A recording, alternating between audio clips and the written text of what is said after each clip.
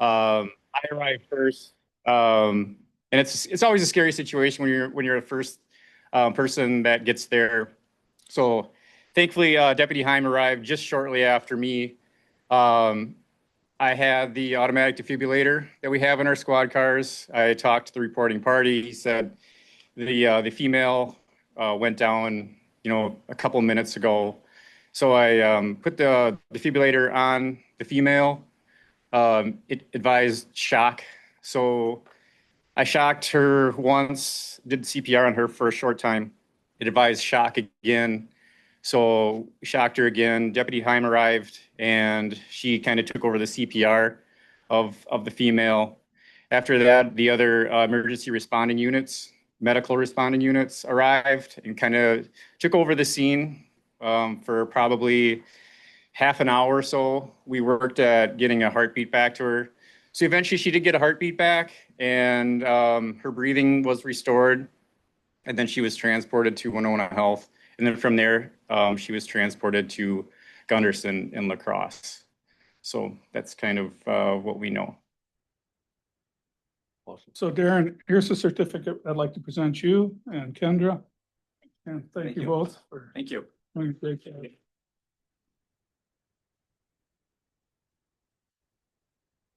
I have a question. Yes. Question, officers.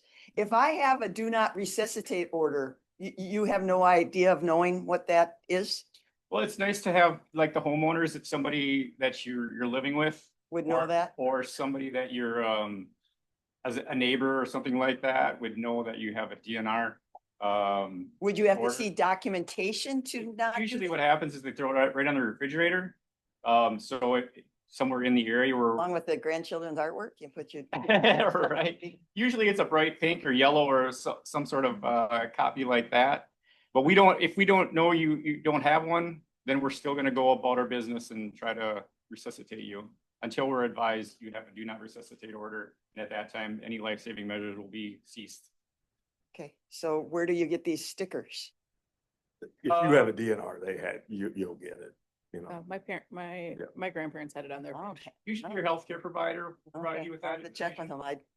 Were you a little sore after doing CPR? We don't have a sticker. Okay, I have to get a sticker. It's harder than what a person thinks. Done at a time too, so. Yeah, exactly. Yeah. Okay. About 3 times. Thank you for literally saving. Yeah, thank you for Thank caring you about for what people you in the do, community. but some people just have different wishes. Yeah. Okay. Yep. Yep. Okay, all right, thank you. Appreciate your service. Thank you. Thank you very much. Okay, are there other folks in the audience that would like to share some thoughts during the public comment period of the meeting? And again, we will be having a public hearing as a part of the conditional use permit when that comes up on the agenda. Morning, Your name? Chastity Siraki. I live at 1254 West 3rd Street in Winona. So we've had 2 cyber attacks on county systems recently. And I hope the board and our auditor treasurer will have some serious discussions about how vulnerable our election systems are. One example is the poll pads that are used at polling locations. They are connected to the internet. And I'm afraid that this leaves our voting information vulnerable to bad actors. We do not need to use the poll pads. I know statutorily we are required to use the tabulators, but it is my understanding our tabulators are not connected to the internet. However, the poll pads are. And also statutorily, we are required to have the 3-ring binders with the paper voting rolls. And so I would encourage the board and the auditor treasurer to, let's just use those and save our voting information, from the hands of bad actors. So thank you. Thank you. Is there anyone else here in the audience that would like to share in the public comment period? Administrator Holte, can folks online unmute themselves and share as well, or not this time? I am not 100% sure. Heidi, can you answer that question? And meanwhile, if anyone else Yes. here would like to speak, please come to the podium. Anyone online is able to unmute and speak. Here's something. She said, she did say something. Said they can unmute. Okay, They can. Okay. So the volume must be down. We Must be have very no low, volume yeah. here. Coming out of something over here. Yeah. Yeah. All right, so if anyone who is participating online wants to share in public comment, please unmute yourself. Sorry, I could do something. And I'm going to just ask one more time. I'll give it a couple seconds, but.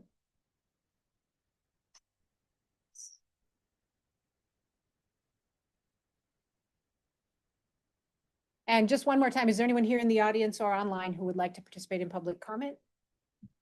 I'm not sure what she wants to. Hearing none, I'm going to move on. Fourth item on our agenda, it'd be approval of the, some prior county board minutes. So moved. I'll second that. Commissioner Elsing has moved, Commissioner Bagley has seconded approval of the county board minutes for March 24th, 2026. Is there any discussion? Hearing none, all those in favor, please signify by saying aye. If anyone's opposed, say nay. Okay, passes unanimously. Item 5, we have some committee meeting minutes that we potentially could approve.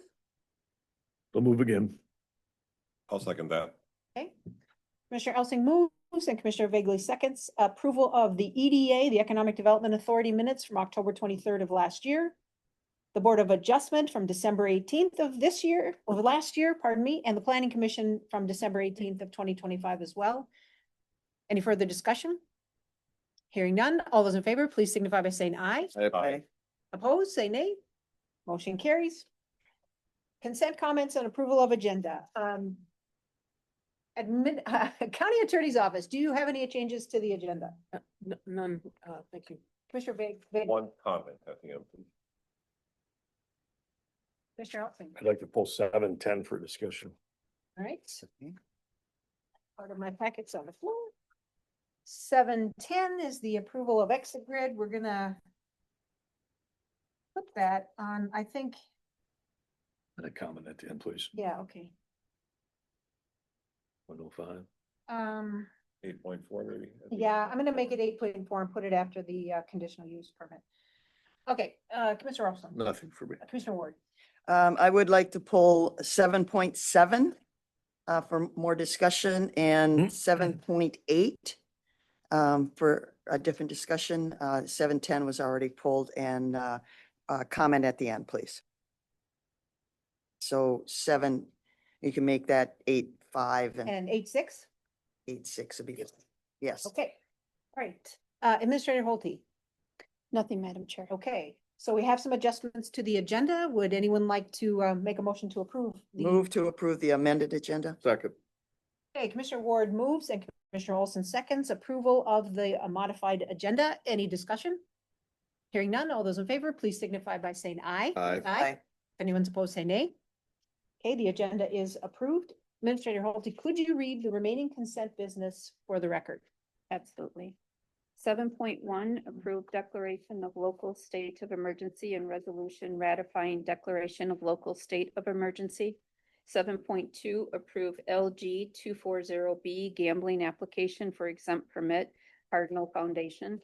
7.3, approve new liquor license application for the horse. 7.4, approve State of Minnesota Office of Justice Programs 2026 grant and resolution for sexual assault interagency council. 7.5, award bid for annual supply of gasoline and diesel fuel to Consolidated Energy Company. 7.6, award bid for 2 plow truck chassis to DeBach Truck and Diesel Incorporated. 7.7 and 7.8 were pulled. 7.9, approve renewal of enterprise license agreement for Geographic Information System ISRI software user license. 7.10 was pulled. 7.11, approve well inventory grant agreement with Minnesota Department of Health. 7.12, approve professional services agreement with Olmsted County for advanced septic inspection. And 7.13, authorized disposal of excess equipment.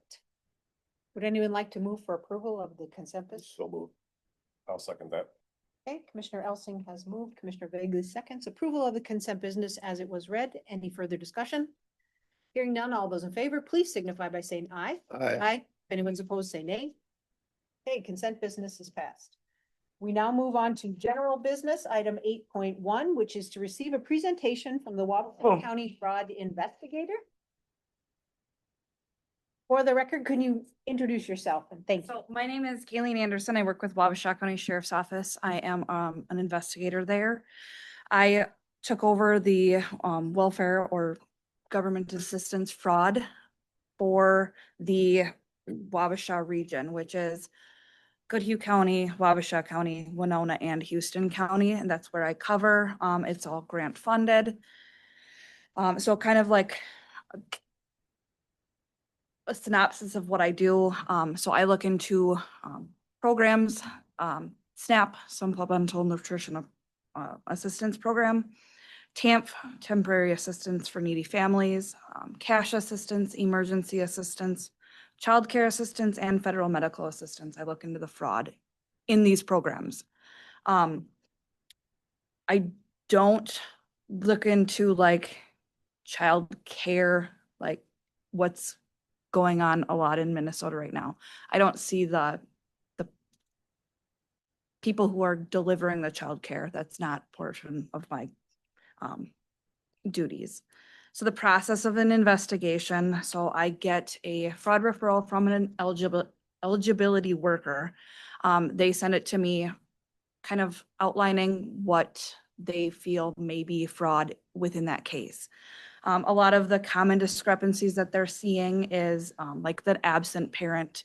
So let's say I have a child with somebody, that other person would be an absent parent in a case where they're not living together. Income, so people claiming that they don't have income or they're not making any money. They may be making money in cash form or just not claiming their jobs. Household composition, so just kind of exactly what it sounds like, stating that there's not people living in the home that actually are, and that they're contributing to the household in ways of income and that sort of thing. And then residency. We do border the lovely state of Wisconsin. We do have cases where people are claiming to reside within Winona County or any other county that I investigate that actually reside in Wisconsin, Iowa. Those are my general ones that I see. So my process is I get that referral. I then investigate whatever the matter is that they put on the referral. So I use a whole lot of different programs. I usually have like 70 tabs up on my computer when I'm doing an investigation. The ones that I go to pretty much on every case is Clear. So it's like a law enforcement based search engine. DVS, so driver's licenses. Generally, people like to keep their driver's licenses where they live, or it gives me at least a history. I do use MNPA, so court cases. A lot of those I look into because if you get a speeding ticket, you're generally having to give your address to the courts, or child custody, that sort of thing I look into. I also look into the DOC, Department of Corrections, their websites share with me where people are claiming to their probation agent on where they're living. I use that quite a lot. Predatory offender registry, same situation. I also look at property tax records. So if they own a home here, Wisconsin or Iowa, I can generally locate that, or that's how I find landlords. CPS, I use Family Tree now as a public data website that gives pretty much everybody who you may be related to. And then it also gives out public data with addresses, phone numbers, and all of that. Child support data and the work network, which is work records, so tax income records that I use. I also use going out on the street and contacting people in regards to that case. So I talk to the clients that I'm investigating, coworkers, landlords, the absent parent, neighbors, bosses, and friends I've contacted. I also use subpoenas to receive like protected information, bank records, and all of that kind of stuff. I do leases if their landlord prefers to have a subpoena versus just giving over the lease agreement. When I have proven that there is or there is not fraud happening within the case, I have options that I use discretion on, for the final outcome. So a lot of what I do is a civil matter. So we take it with the Court of Appeals or through the county. The outcomes that I do see are, there's no fraud found. So I find that they are telling the truth. Some things just sound outside of a box, but there's still no fraud, like no fraud found. There's an outcome of fraud found, but I also then have to prove intent. If they're intentionally violating the program intentionally violating the program rules, that's a different outcome than unintentionally. With both of those, I can do an intentional program violation if I do find intent. That is a civil process I go through. It's a paperwork that they can sign.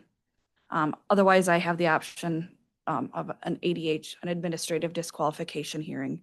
Those hearings are held by DHS judges. They then rule on what my findings, if they are up to par on the rules and regulations, or if they feel that my judgment was wrong. So in that intentional program violation, I present it to them. They can either sign it, choose a hearing, or choose to not have a hearing and just admit to the facts that I found. And then I also do work with county attorneys on some cases that, in my discretion, I feel are legal matters. So the person has a history of lying. They have a case where it's absolute. It just seems more of a legal matter than a civil matter. I have that discretion to work with them. So then a review of the cases and the numbers. So my fiscal year is June 30th, 2024 to July 1st of 2025 for Winona County. So the number of cases referred was 41. So in that 41 cases referred, I found a discrepancy in 8 household compositions, 3 incomes, 4 residences, and other 12. So other is everything else that they could lie on. No discrepancies found. I found 17 cases out of that 41 where there was absolutely no discrepancies. On the case actions that I took, there was a negative action on 10 applications. So that was stopped immediately at that application stage. That gave us a savings of $6,000. So $6,000 that was never given out to a client because it was stopped at the application stage. Negative action on open cases was 26. So 26 open cases where the referral was found, and I took action, and that saved $21,105. And then negative action on recertifications. So every program has a different recertification period. Some are every 6 months, some are in a year. I found 4 discrepancies with negative actions, and that saved $925. Non-administrative disqualification hearing overpayments that were received. So these are sent through for overpayments. How they are collected, I have no idea. That's beyond my job scope, but it's $38,460 that went out for overpayments. I do know that the client is notified about those overpayments. Beyond that, I'm not quite sure. So administrative disqualification hearings, I had 1 client sign. I referred 1 for a hearing, and then the hearing on that 1 was upheld. So the savings total was $112,120 total for Winona County. Overpayment total was $38,460. Any questions? Commissioner Ward. Well, thank you for what you do. But the savings, I don't think they really are Winona County dollars because a lot of these programs are federal and state programs. Correct, Right. which is why, so I'm grant funded as well. So my funding for my job comes from DHS. Right, because And they're the you- ones that are writing the, yeah, Correct. so which it. I You think guys are it should be- dispersing the funds. Right. So Yes. Yes, But that was just for, I did the numbers just for Winona County, okay, and Winona County clients and, I don't, yeah, I take it- appreciate that you narrowed it down. Yep. A question then, if somebody is investigated or found to have, do we stop them from, how do we stop them from doing it again? Are they totally disallowed from applying for these programs, or what's the penalty for? so, okay, so, And maybe you don't know, and maybe, Nope. maybe my Health and Human Service, like SNAP. If, Nope. if you're screwing around with your SNAP dollars or taking more and doing, do you just constantly still get SNAP dollars, or do we cut it off at some point? so that administrative disqualification hearing, that penalty can require a 1, 2, and 10-year disqualification period. So that person is no longer qualified to receive that, grant-funded program. Program, one, it could be 1 year, it could be 2 years, it could be 10 years. Yes. Okay. Commissioner Elsing? How well-known are you in the community? As far as, Well, you know, and I appreciate the comment, Commissioner Ward, but the reality of it is if it isn't known that somebody's policing this, you know, just the simple fear that somebody's out there paying attention to this oftentimes stop people from trying to abuse it. right, Does that No. make sense? it does, totally makes Yeah. sense. I'm, So that's my un- question. How well-known are you in the community? I can tell you that most people do not know my job position. It's not as I'm gonna get you a big billboard that says, I'm out here, careful. right. But I will say that every application that is filled out, there are the penalty warnings that are read to the client, which says like you can be investigated. With your picture next to it. No, Okay. And it's. Please, that no. Tiny print that nobody ever reads. please no. Any other questions? Thank you. How do we stand up comparative to the other counties? So I don't, comparatively, you guys are more populated. Mhm. Comparatively, I did bring my full total for, my complete fiscal year. So your guys' number was the 100, 18? 112, Yeah. 120. The total for my job position for all 4 counties, that complete was $347,396 for the last fiscal year. I don't really compare as far as county to county because population, you know, I mean, we're seeing different trends, in different areas. Yep. Like last year, we saw quite a lot of skimming that happened. It didn't really happen as much over here as it did more towards like Rochester or the cities. So it's like an ebb and flow that I do see, so. Yeah, and Commissioner you don't Wilson do has a Olmsted question, County. and then Commissioner Reagan. Yeah. So all your cases are referral based? Yes, I do not, I'm not allowed to go in and dig into somebody's case. It's all given to me. The 4 counties are Winona, Wabasha, Goodhue, and Houston. Houston. Wonderful. And thank you again for what you're doing. It sounds like we need more of you, that rate of return in terms of your office, I'm sure. Is it just you or are there others? It is only me, Only yes, you? yes. Wow. Yeah, that's the inverse of penny wise and pound foolish. We need more of you. Thank you for what you're doing. Yeah, no, not a problem. Any other questions? DHS needs to prioritize. Thanks very much for coming by today. Appreciate Appreciate it. it. Thank you. Keep up the good work. So our next order of business is to receive a presentation and conduct a public hearing on the conditional use permit for Lidl's Orchard. I would like to run this just the way that the Planning Commission does. So staff is going to give us a presentation first. Then the petitioners will have an opportunity to speak to us. Then we will open the public hearing and hear from the public. Commissioner Elsing. So it's my understanding the planning commission gave this to us without a conclusion. Is that correct? It was a tie vote. The tie vote. I vote, so we are here. They basically said, hey, come up. Okay. I Yeah. just wanted to make sure that was clear and that the public understood why that's here. We do not always have a public hearing, but because the Planning Commission did not make a recommendation to us, we are going to try today.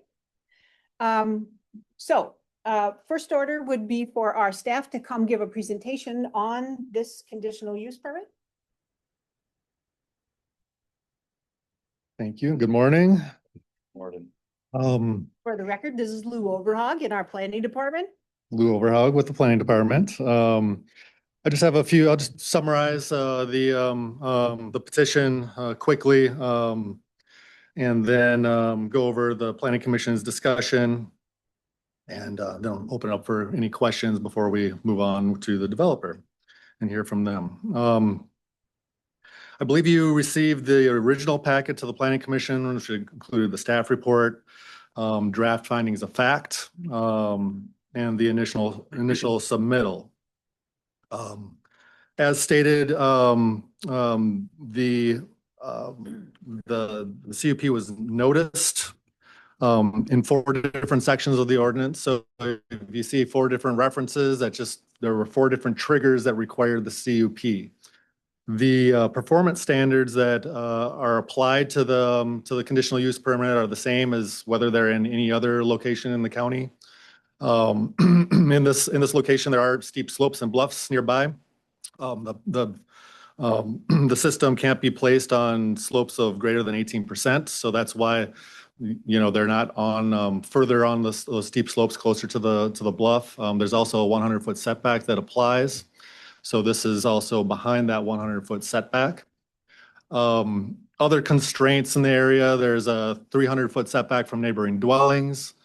There's also a service area that was a subject of conversation at the Planning Commission. For XL, this has to be within the XL service area. My Energy is further to the west, which keeps the system from being able to be moved further to the west on the property. We can go into more of that if you'd like. The applicants also have some deeper understanding of history, different regulations that could be brought to bear there, and that was all part of the Planning Commission discussion. Also wanted to just let you know, just generally, it's a 1.5 megawatt solar community garden. Community solar gardens through XL are available for subscription to customers, so that's how those work. The developer, a private developer, develops the solar array, and then private entities can subscribe and then get reductions on their energy bills. Is how the community solar program works. This is a 1.5 megawatt system instead of a 1 megawatt. There are 2 other systems on the property. Each one of those is 1 megawatt, so this is up to another half megawatt larger on 12 acres of land.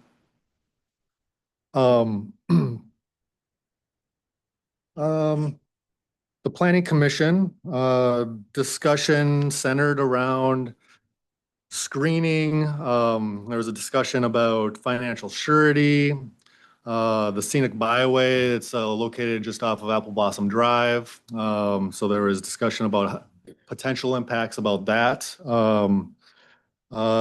There was a discussion about capacity for local folks to access solar after the larger systems are brought online. So XL has a 80-20 percentage where 80% of the capacity on the line is available for the larger companies, the larger systems such as this. And then they keep 20% for local connection. That, I believe, I don't have the exact dates on that, but it was that was just adopted recently in the last probably 4 or 5 years. So systems that went in areas before that were developed, there's potential that there's greater than 80% that's already been used up on any given feeder line. I think the developers have a little bit more information on that because they've been through the interconnection agreement process with XL and have a little bit more information about where that capacity is. But my understanding is that there is more capacity on that line for local private entities, individual homeowners that might want to develop and put solar panels on their homes. So that was a concern of the Planning Commission, that we weren't taking up all the capacity on the line with a community solar program, and there was still some left for local homeowners. Just want to reiterate, the township was the developers did go to the township meeting. They discussed it with them. The township chose not to comment. So they signed the township acknowledgement form, but decided not to comment on that either for or against. Findings of fact are located on page 162 of your packet. Those are draft findings, and they are drafted to be in support of the petition. If you were to decide not to grant the conditional use permit, you would need to go look at those findings and change those to at least one of them to not be in support. There are some new materials that were in your packet. The developers had updated their narrative based on the planning commission discussion.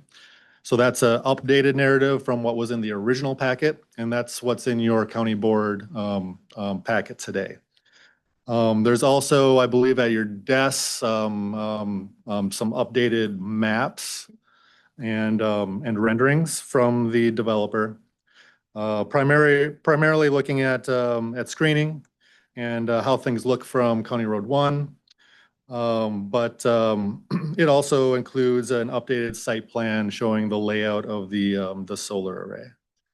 So I just wanted to bring that to your attention. With that, I guess if there's questions for staff, you can ask now or later. Commissioner Elsing has questions, and then Commissioner Ward will be next. Obviously, this is a lot of times these things happen. It's kind of a spitball approach to us. How do you know what to ask to hear the whole thing?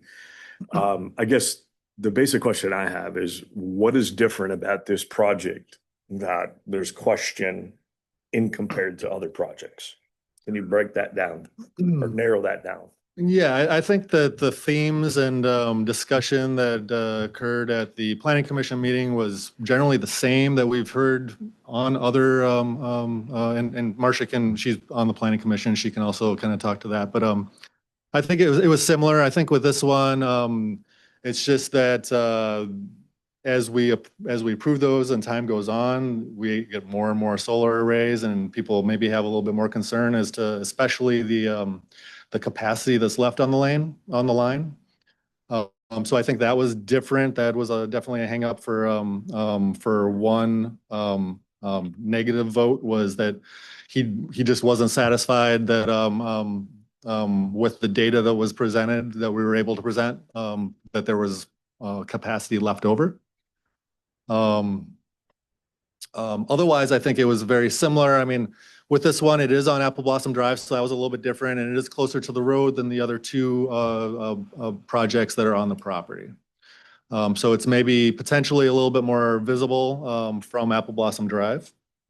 So that I think was a difference with this one as opposed to some others. So the two things that I hear here are, and this is, I guess we'd have to look at the context of what I'm going to say some of those subsidized solar systems was the intention to just fill the void.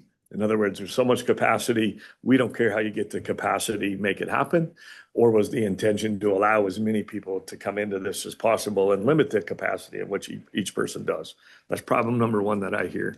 And then problem number two is that distance and sight viewing and everything else is subjective, right? In other words, what I feel is appropriate might be different than somebody else. We denied somebody up on a bluff top. I did not, but others did, because we could see the corner of the house 2 months out of the year. How do we deny somebody a solar field, right?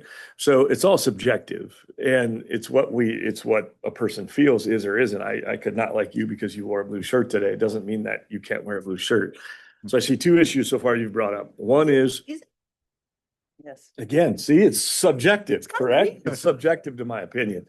So, so at the end of the day, those are the two things that I'm hearing potentially could be different, but this is also why we have to set a bar that says if we allow one. So the next comment I have is how does this set a new bar different than what is already allowed? Because I'm looking for what the difference truly is, Yeah, I think a good question. And it is within the Mississippi River Bluffs Overlay District, which is that's the area that brings in some of those those more visual, what can be seen from Highway 61, those visual preference kind of view shed analysis that we do. Thank you, Dwayne. But is that, is that It was not coming up. so continuing on with my questions, but is that, so I just look at the facts, is somebody that lives in Whitewater, somebody that lives in Lewiston, somebody that lives anywhere else that says, I may or may want to look at something, may or may not want to look at something. Does it make a difference if it's do we have statutorily regulated law, a boundary said that over here it's not allowed, over here it is allowed because of something that exists by law? The bluff and steep slopes requirements are the same standard. Correct. But the overlay district that runs along Highway 61, is 1 mile from Highway 61, and it was really grabbing that Great River Road, which is a scenic byway. And the views from that. So that was kind of the rationale behind that ordinance and those additional standards. And this falls in that. And this does fall within that, but it should be noted that it is on the Other side of the, west side and on a different aspect from Highway 61 and the Mississippi River. so it can't be seen from the river. So it is on the west side of like Apple Blossom Drive. As opposed to if you were on the east side of Apple Blossom Drive, that would be on an aspect that's pointed towards the Mississippi River and Highway 61. But it still falls within that zone. But it does fall within that zone. And that is, when you look at the notice, there are two noticed ordinance sections that are from the Mississippi River Bluffs Overlay District. But those are really just triggers for requiring a CUP. It isn't that statutorily it's not allowed. It's just a Correct. click that says we've got to go through another process to allow it. Yep. Is that correct? Okay. Yeah. Commissioner Ward. Yeah, and maybe I can fill in a little bit because the planning discussion had a lot of discussion about this. And I have to say that a lot of concern about view shed. And this one is being built closer to the road than any, and we've allowed a bunch of them up there. And in hindsight, should I have allowed them? Probably not, but I know this board likes solar. And to be perfectly upfront and honest, I do have a small solar array in my backyard. I don't think my neighbors can see it. I didn't need a permit. I can turn 2 light bulbs in my house versus 1. And my children will have to work with the decommission at some point in time. Customer? Pardon Are me? you an Excel? No, You're no, my- I am My Energy. I am proud to be a rural cooperative. So the issue, part of this is that it is being built very close to the road. And Apple Blossom Drive is a scenic byways, and I've had many a discussion with the state about scenic byways. And I think in hindsight, this report was done prior to my even being a commissioner, so it was back in the late 1990s. We probably should, and working with our comp plan and our zoning ordinance, there's certain areas of this county, we probably should have bigger setbacks, in my opinion. Apple Blossom Drive, Whitewater State Park, Farmers Park, Apple Blossom Park. Maybe we really should have higher setbacks, because number 2 in the conditions, the use will be sufficiently compatible or separated by distance or screening from adjacent land so that existing properties will not be depreciated in value and there will be no deterrence to development of vacant land. So that opens up a whole quandary. And should Apple Blossom be more protected than cornfield out in my, off of my county road? That's something that I think needs to be discussed. And part of it too is at the Planning Commission, you have some real advocates. Is solar gardens, are they farm? You're putting it on farmland. Now the Lytles, unfortunately, the orchard has pretty much gone dormant, which is unfortunate. But it still does have view shed qualities and appreciation for the neighbors. It's being built, and part of it too is the stacking effect. If they had come in with all 3 of these proposals at one time, they might have been more scrutinized. So this is the 3rd application for solar on their property, and it's the biggest one. The others were 1, and they're built back off the road to a certain degree. This one is right next to the possible closest location, correct? Now you do have this map, the yellow in the map. Is that the total Lytle property, or I don't know what the the yellow is? That's from the EOR site plan. Is that correct? That was I- just submitted? Yes, yep. So the yellow or orange Proposed lease. is the proposed lease area. Yep. Okay, so the way the green gridded out is, could it be moved to the west, to the part of that yellow line? I think that's a good question for the developer, but Okay. that's something that we did talk about with the planning commission, and it does run into the service area for XL, between XL and My Energy. Right, but And- there's a sticking point. Okay, we have two service areas. Yeah. XL is the big boys in the neighborhood and My Energy. And already by the very broad maps that were provided is XL, these are XL. They've already built into My Energy's space without asking permission, to my knowledge. And well, I've talked to Brian Crambier, President, CEO of My Energy, and they are willing to allow them to build in, to go across the line, because it's woods and trees and coyotes and turkeys. But if some houses came in, they would want it understood that the houses would be My Energy territory. So it has been allowed that they could overbuild into the My Energy territory.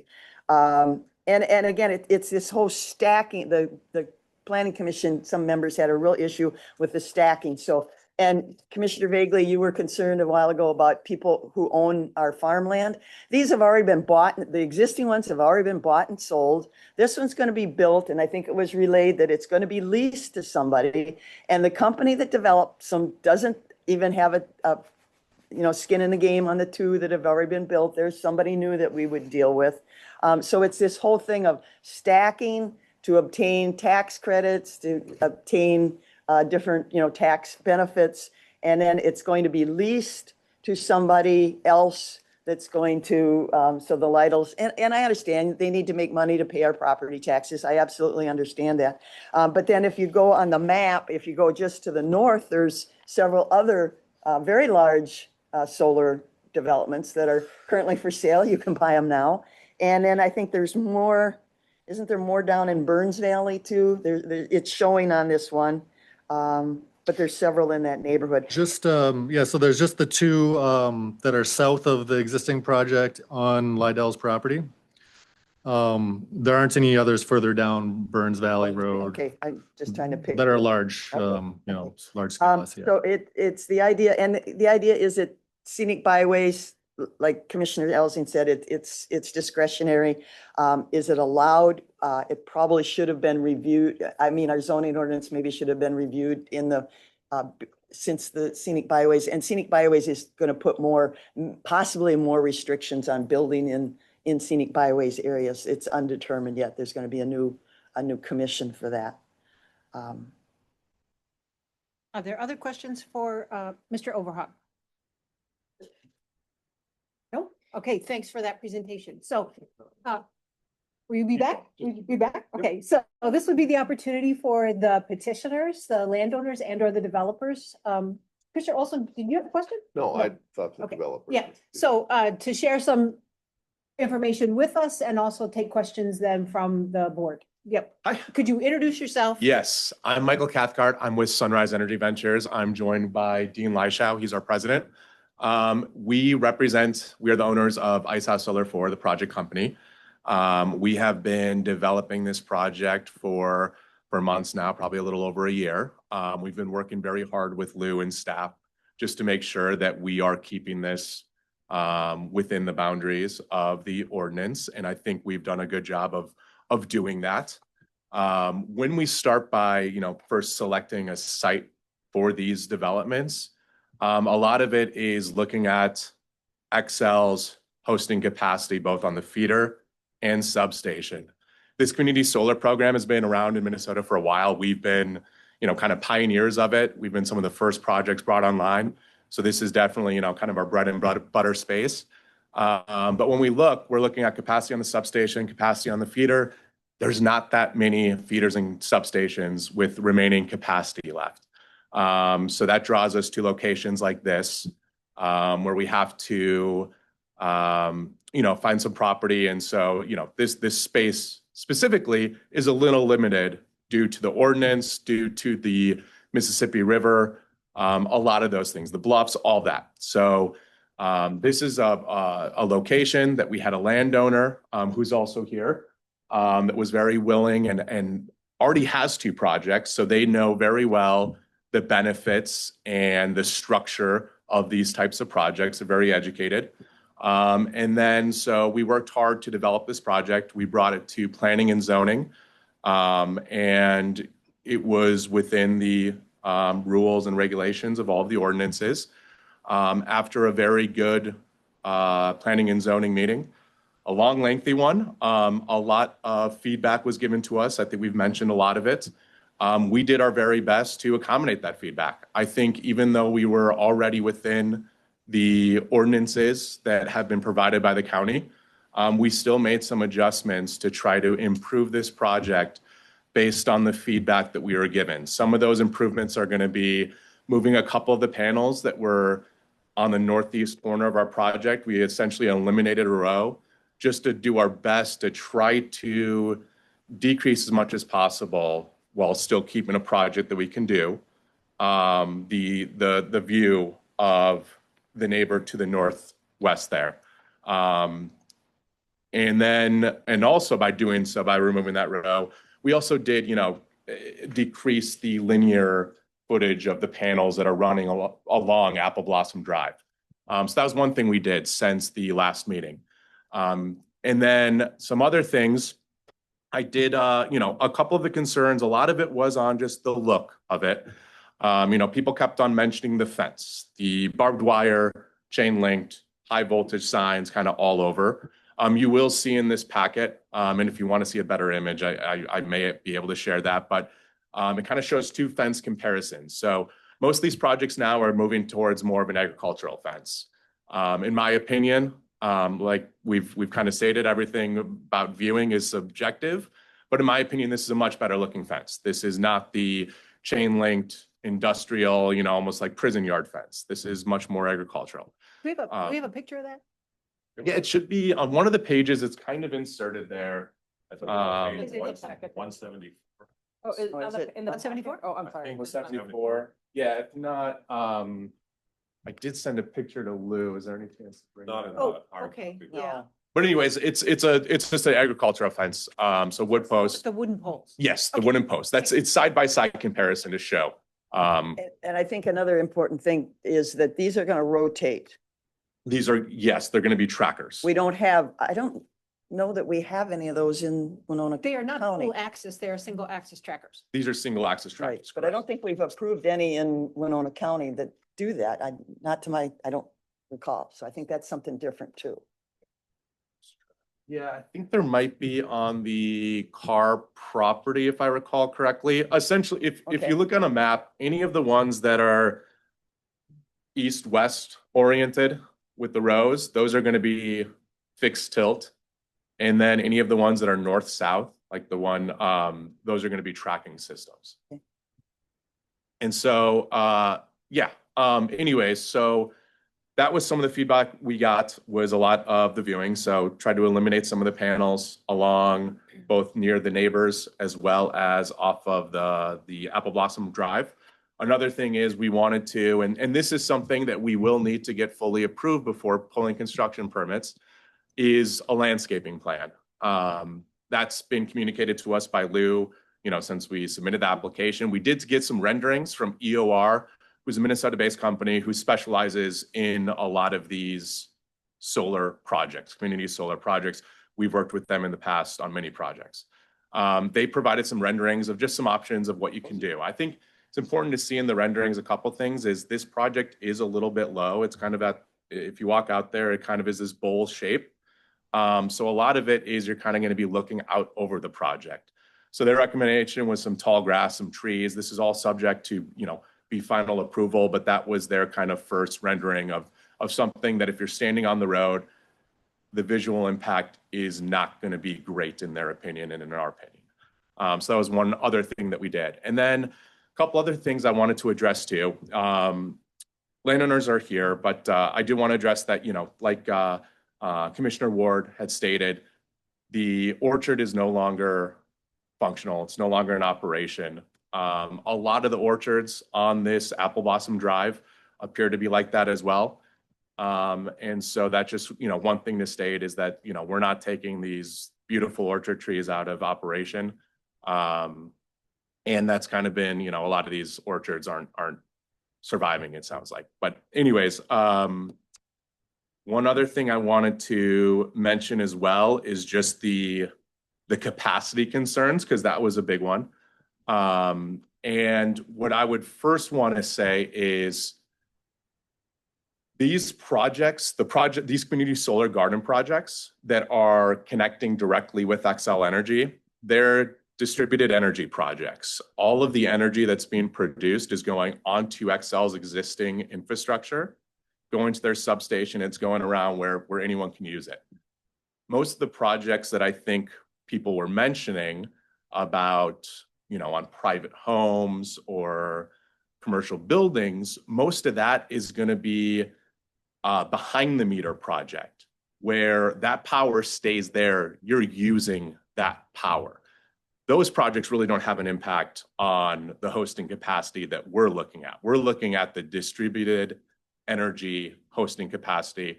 Projects like Commissioner Ward's, your project, for example, would be behind the meter. You're using the power, so it doesn't go out. So there's no capacity. No, I don't get to concern. use the power. It goes on the grid. Oh, yours does go on. Yeah, I don't Okay. get to use it. Got it. Okay. Yeah. But a lot of the projects, It- you are it- using the power. You're not just putting it on the grid. So that's Right. one thing. And then there's the 80-20 rule. And then another thing is we do know that there's additional capacity. Excel reports we are not allowed to share, but there's additional capacity beyond our project, not including the 80-20% rule. So there's a couple things I wanted to highlight. And then once again, just wanted to kind of mention that, we feel like this project we've done, we started with a much different site layout. We've worked very hard with Lou and with staff on making sure that this stays within the ordinance, on moving panels, on taking a hit to production, all this kind of stuff. And then even kind of going, I think we did do a very good job of trying to take as much of the feedback we got from planning and zoning and improving our project based on that feedback. So yeah, if there are any other questions or if anyone else. Commissioner Ward, I think has a Yeah, question. so then I'm still a little unclear that, I don't know if you saw this, the little yellow line, was that the original? How much have you moved it away from the Zenke's property line and how much from the county road? So the yellow line is essentially kind of the area that we just gave EOR to kind of like, this is like, draw the setbacks in here. Sure. So the yellow line isn't too important just from like a usable area. Because as you can see, it goes a little bit too far west where it goes outside of what we see as a service territory. So that yellow line, if you looked at our plan that we submitted to planning and zoning originally, we had another row of panels north of the northernmost panels. We Right, had you- 2 panels up there. So we eliminated those 2. Okay, And, and that's how many feet? 50 feet? do you know the, In between the panels and spacing about 35 feet. but a run of 1 stack of panels. I don't know. It's gonna be more than 30 and 50. Okay, but it's probably not enough, but anyway, go Yeah, ahead. it- At it's- least you did attempt. How about from the road? Because we're talking a road, a major road, and we got wind and we got snow and and then we're gonna ask you to put all these shrubs and everything. I don't know if it's gonna stay back off my road or if it's just gonna come up over the shrubs and dump right on my road. So how far back from So the the road? road, we kept the same setback as what the setback of the ordinance. So we did not, we couldn't move it any farther west off the road. We decided that screening would be the better effort. We do have plenty of room to do tall grass and a row of trees off the road where it's still within the ordinance of doing screening off the road. And then, On what side did you remove the row of panels? I'm sorry? Which direction, which side? On the very north side, like that northeast kind of corner, Back. we took off East road, 1 row that was on the top. There were a couple panels that kind of reached up there. Yeah. And that's where we moved a couple of those panels. So our setback essentially, I think it was like, 325 or 350 from the dwelling to the panel. And now it's gotten significantly bigger. I think in one of the maps that you have in front of you, they show there's like a little red portion on it Yeah. And that's actually kind of measures the 300-foot setbacks. That gives you idea that even our fence is outside of that setback area, and a fence isn't considered a structure. So yeah, we tried to, while maintaining a project that we can build, that's in XL service territory, that follows all the other ordinance, 18%, 100-foot bluff road setbacks. That was the one area we tried our best to remove as much as we could from that area. And so, yeah, so that was one of the things we did. Did you consider, the other projects have been, this was asked at the planning, the other projects were 1, and now you've jumped up to 1.5. Did you consider, it's amazing what you learn when you AI Google the economics of solar panels and what it costs and everything. Did you contemplate, there was a reason you went to 1.5. Yes. So the big reason is projects used to be capped at 1 megawatt. This used to be an XL-led community solar program. Yeah, Now it's a Department of Commerce. It's called the LMI, Low Moderate Income Affordable Community Solar Program. And so you have to go through commerce approval along with doing this all with XL. So you almost have 2 managers of these projects. But anyways, commerce now allows the size of the project to be 5 megawatts. And so this one, we would have loved to do bigger, but we have all these, constraints. So we went with 1.5. Now, the problem we have with going backwards and going down to 1, I know that was discussed at planning and zoning, is, well, why can't we just move some here and make it a little smaller? There are a few issues with that. One is just these projects, we're still paying a very hefty interconnection fee. So some of it is just financial feasibility of removing production, the rate that we're getting for that. The bigger one at this point is that for us to get on the agenda with Winona County, we have to have a completed conditional use permit application.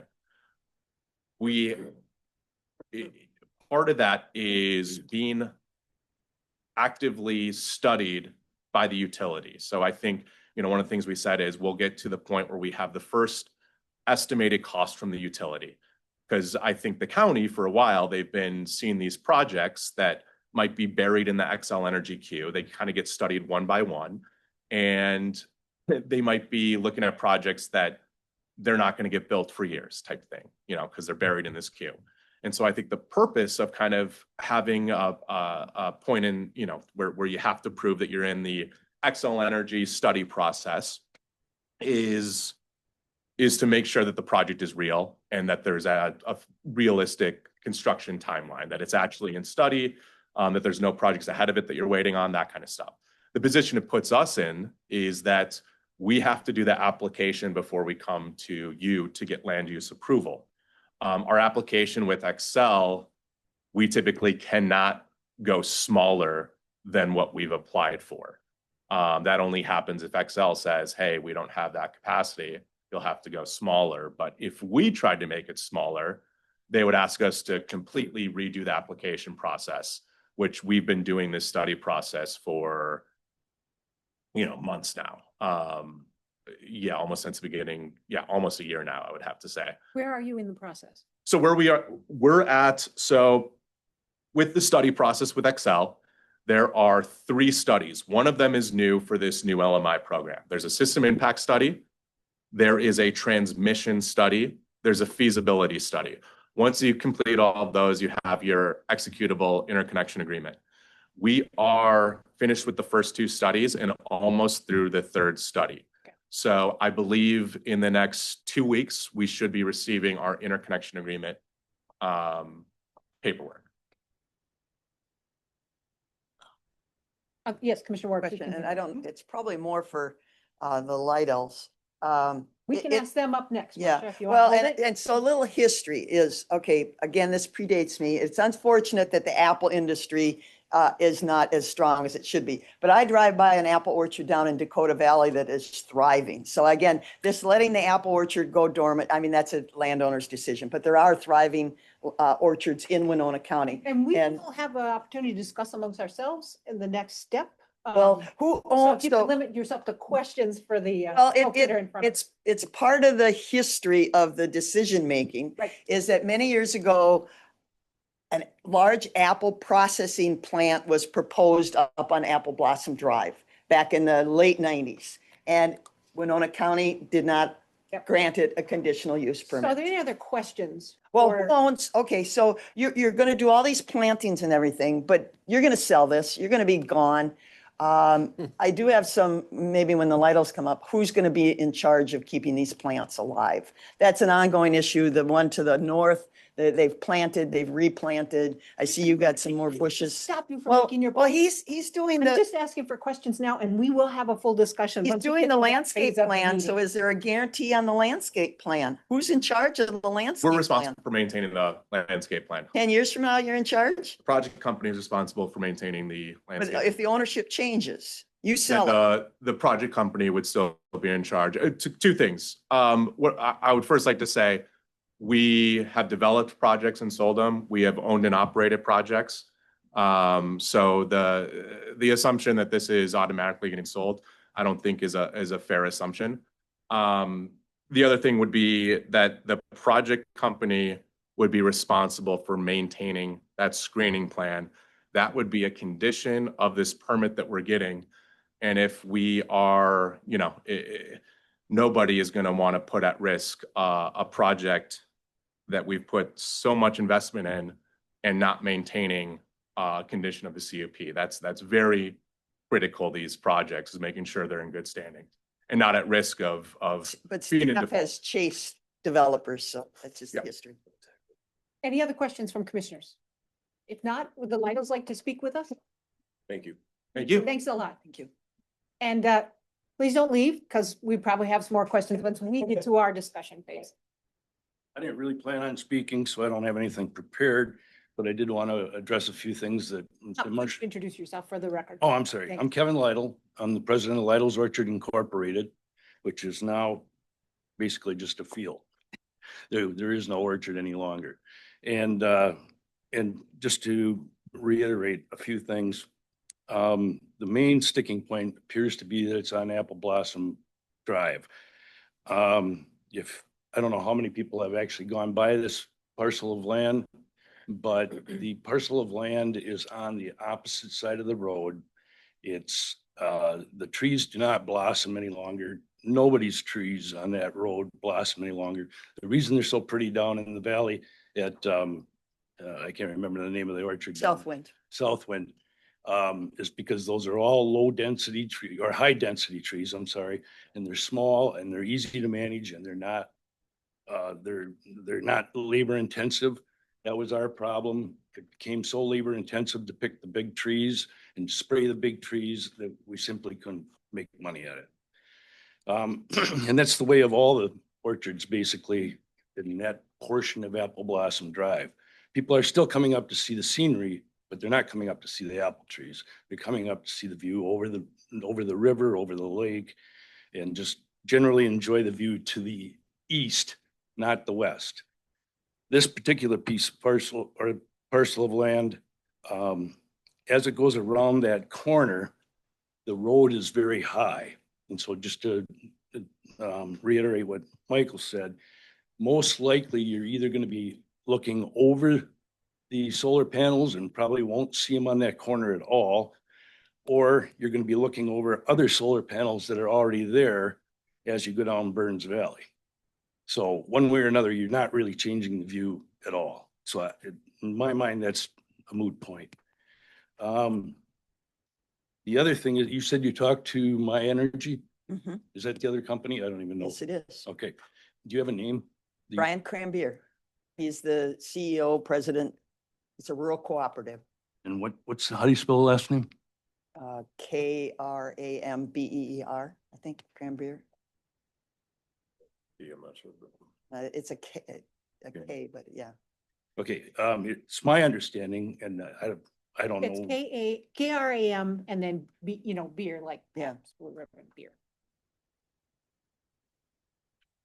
Okay, it was my understanding that we couldn't move the project to the west because that got into their territory. Right, well, It- and it's XL Energy doesn't want to go jump through the hoops. My Energy would allow him on a letter of, he had a name for it. So there'd have to be a process to Yeah, get there's a approval process. to do it, I think, yeah. My Energy is more than willing to let them encroach the line or come over the line, but XL Energy and their massive organization usually is not very responsive. Okay, well, I can't speak to that Yeah. because I don't know. But That's anyway, Energy that's business. why the project is not moved to the west and is as close to the road as it is. I still don't think that's an issue. But I guess I'd be interested in talking with Brian one way or the other. And as I said, I don't know how many of you have actually driven by the parcel of land, but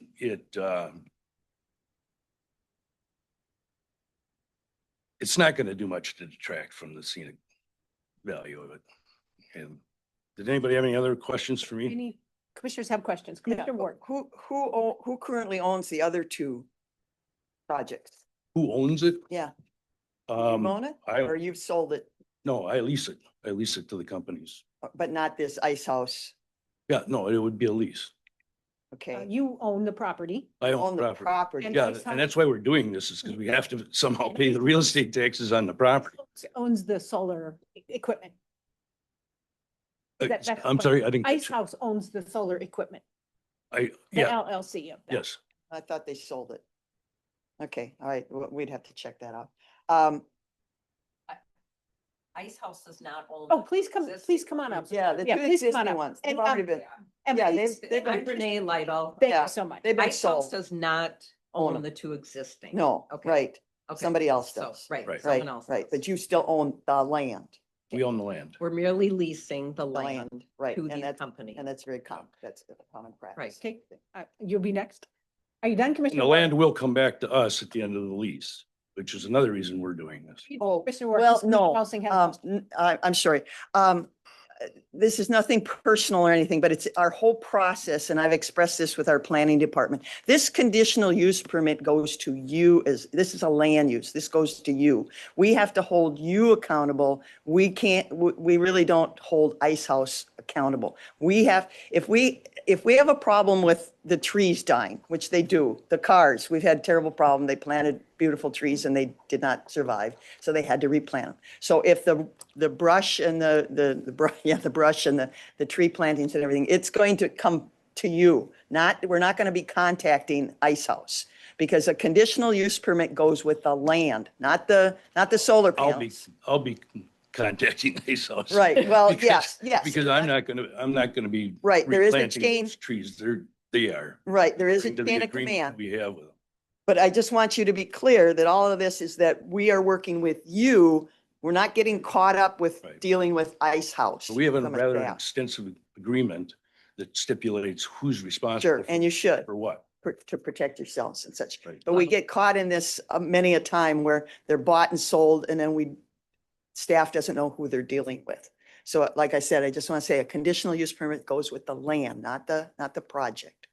And the contract for the plantings is in that contract, and whoever owns it is responsible. So if for some reason Ice House would sell it, it's going to be the new owner that is going to be responsible. Well, We, sell the lease. We right, still, okay, the sorry. land That- remains yes. with us. Yes. Right. Yeah. That's what I mean. Yeah. Okay, Commissioner Welsing. So does the new 1.5 megawatt generate a tax credit now? Do you need to pay a tax on that? 1 megawatt systems were not taxed in the past. Is that correct? I'm sorry, say that again. 1 megawatt systems developed in the past were not taxed, correct? Property tax exempt. No, they're not. They're taxed. The system, not the land, the equipment. Oh, I My don't know understanding about is the that. land is taxed and at commercial rates. And then you're talking about the production credit, right? No, I'm And talking about the value of the solar panels themselves. Like have- if I build a silo, Right. I get taxed for it. Okay, you build a solar garden, you do not get taxed for that. The land the silo sits We in. don't don't own own the that. panels. What I'm saying is is it generating a tax value, whether it comes from you or comes from this company? My understanding is the land is revalued as a commercial property. And we receive that, it's like. Doesn't matter. The land is valued at X amount. Yes, please come up to the podium and introduce yourself. Thank you. Hi, I'm Dean Leishow, President of Sunrise Energy. Regarding the tax, if you had a 1 megawatt or less than 1 megawatt solar farm in the past, it was not taxed. Correct. The production of the energy wasn't. So that's why you'll see Tax- all those 1 megawatt plants are really 999.7. Correct, which is why they were all built at 1. Yep. Correct. And Exactly. now we're Anything moving to a over that, 1.5. it's taxed. Now it's taxed, which It's should taxed. generate $1.20, Yep. correct? Correct. Right? Yes. So- There's taxable income, correct? Correct. So who pays that tax? The solar farm owner pays that tax. Correct. On the production of their energy. And that goes to the state, split 80-20. Correct. And is it on the additional 0.5 or is it on the whole It's on the 1.5? entire thing. Once you tip that over, you Right. pay that tax. So the question becomes, when we talk about stacking these sites, are they looked at as individuals? You know, it's kind of interesting. They are looked at as individuals, and there have been some contests going on where the states, and not just Minnesota, This is have why they're tried doing it. to include them and say they're all co-located, Correct. and therefore they become one. They have not been successful at that yet, Right. but that has been an approach that they've been taking. Because one of the things that we've got to look at is we call these community. I don't benefit from it. I don't buy Excel Energy. I think it's just a really nice way to say something, when in reality, it's you're going to make money, they're going to make money, and somebody else has to look at it, and we have to figure out how to deal with it, right? No different than me building a silo. So at the end, or a grain bin. So at the end of the day, you know, that's really what this boils down to is there a public benefit outside of several individuals that want to profit from this? And how do we deal with that? And if we can say there's truly a community benefit that benefits anybody and everybody in the county, if that electricity were being sold to everybody in the county, unfortunately, fortunately and unfortunately, I guess, that's not the case here. It's good to have competition. And then we have to look at, hey, what's the local involvement? Are the people that are benefiting redistributing those funds back to the community, or are they out in their big fancy boat doing something else, somewhere else in some other city? So there's a lot of things here that I think, you know, don't always get brought up. And I've gone through this. Something says it might even been you guys back when I was mayor, and I started asking the questions, you know, decommissioning a bond. If somebody walks away and says, well, we find out 25, 75 years from now, it's full of toxic mercury, and they walk away, and now the county's stuck holding the bill, they forfeit the land, whatever it might be. So there's a lot of these things that I brought up over time that I still go back and say, hey, there's a sleight of hand happening. This one so I know people that have solar companies, and that's why I know some of this stuff. There's a sleight of hand happening to avoid property taxes, and it's the stacking of these projects on particular people's lands. And so I'm just trying to get to the bottom of that. Just to clarify, Commissioner Elsing, there's property tax and then there's a production tax credit on the electricity produced, and they are two different things. There's a third one in there you're missing. And the third one is the infrastructure. So your land has a value, the infrastructure has a value, but the tax credit for solar is a segregated situation that exists for solar. When it goes over one with personal property tax goes up, then there's a tax on the energy that we have to pay when it goes over one. Correct. And Which is a in different terms of thing. the stacking, I don't know anyone who's stacked it to avoid the property tax, no disrespect. But if I could build 5 or 10, I'd build 5 or 10 all day long instead of one. Once we had to do it, it was 5 at first. When the program came out in Minnesota, that lasted for about 2 years, then it went back down to 1. That lasted for about 10 years. Now it's anywhere between 1, no more than 5. So the benefits that I would just say, so the reason it's called community is kind of a weird name, right? Because, you know, it's a pretty big solar garden and it's just called community solar Yeah, because and- sorry, low yeah. and moderate income, electricity isn't getting any cheaper. And Well- low people don't pay any less than every other people. So That's not true. So Yeah. just, I just want to be clear on that. So when you go through the Department of Commerce and to get your program approved now, it used to be where there was just one tariff rate, basically, that Xcel Energy paid you for your power, no matter who the subscribers were. Then it started to change. Now there are multiple subscribers. So LMI, if you want to get the most money for your power, you get low to moderate income households to subscribe. To get them to subscribe, you've got to give them anywhere between 15 and 30% reduction in their power bill. So they benefit.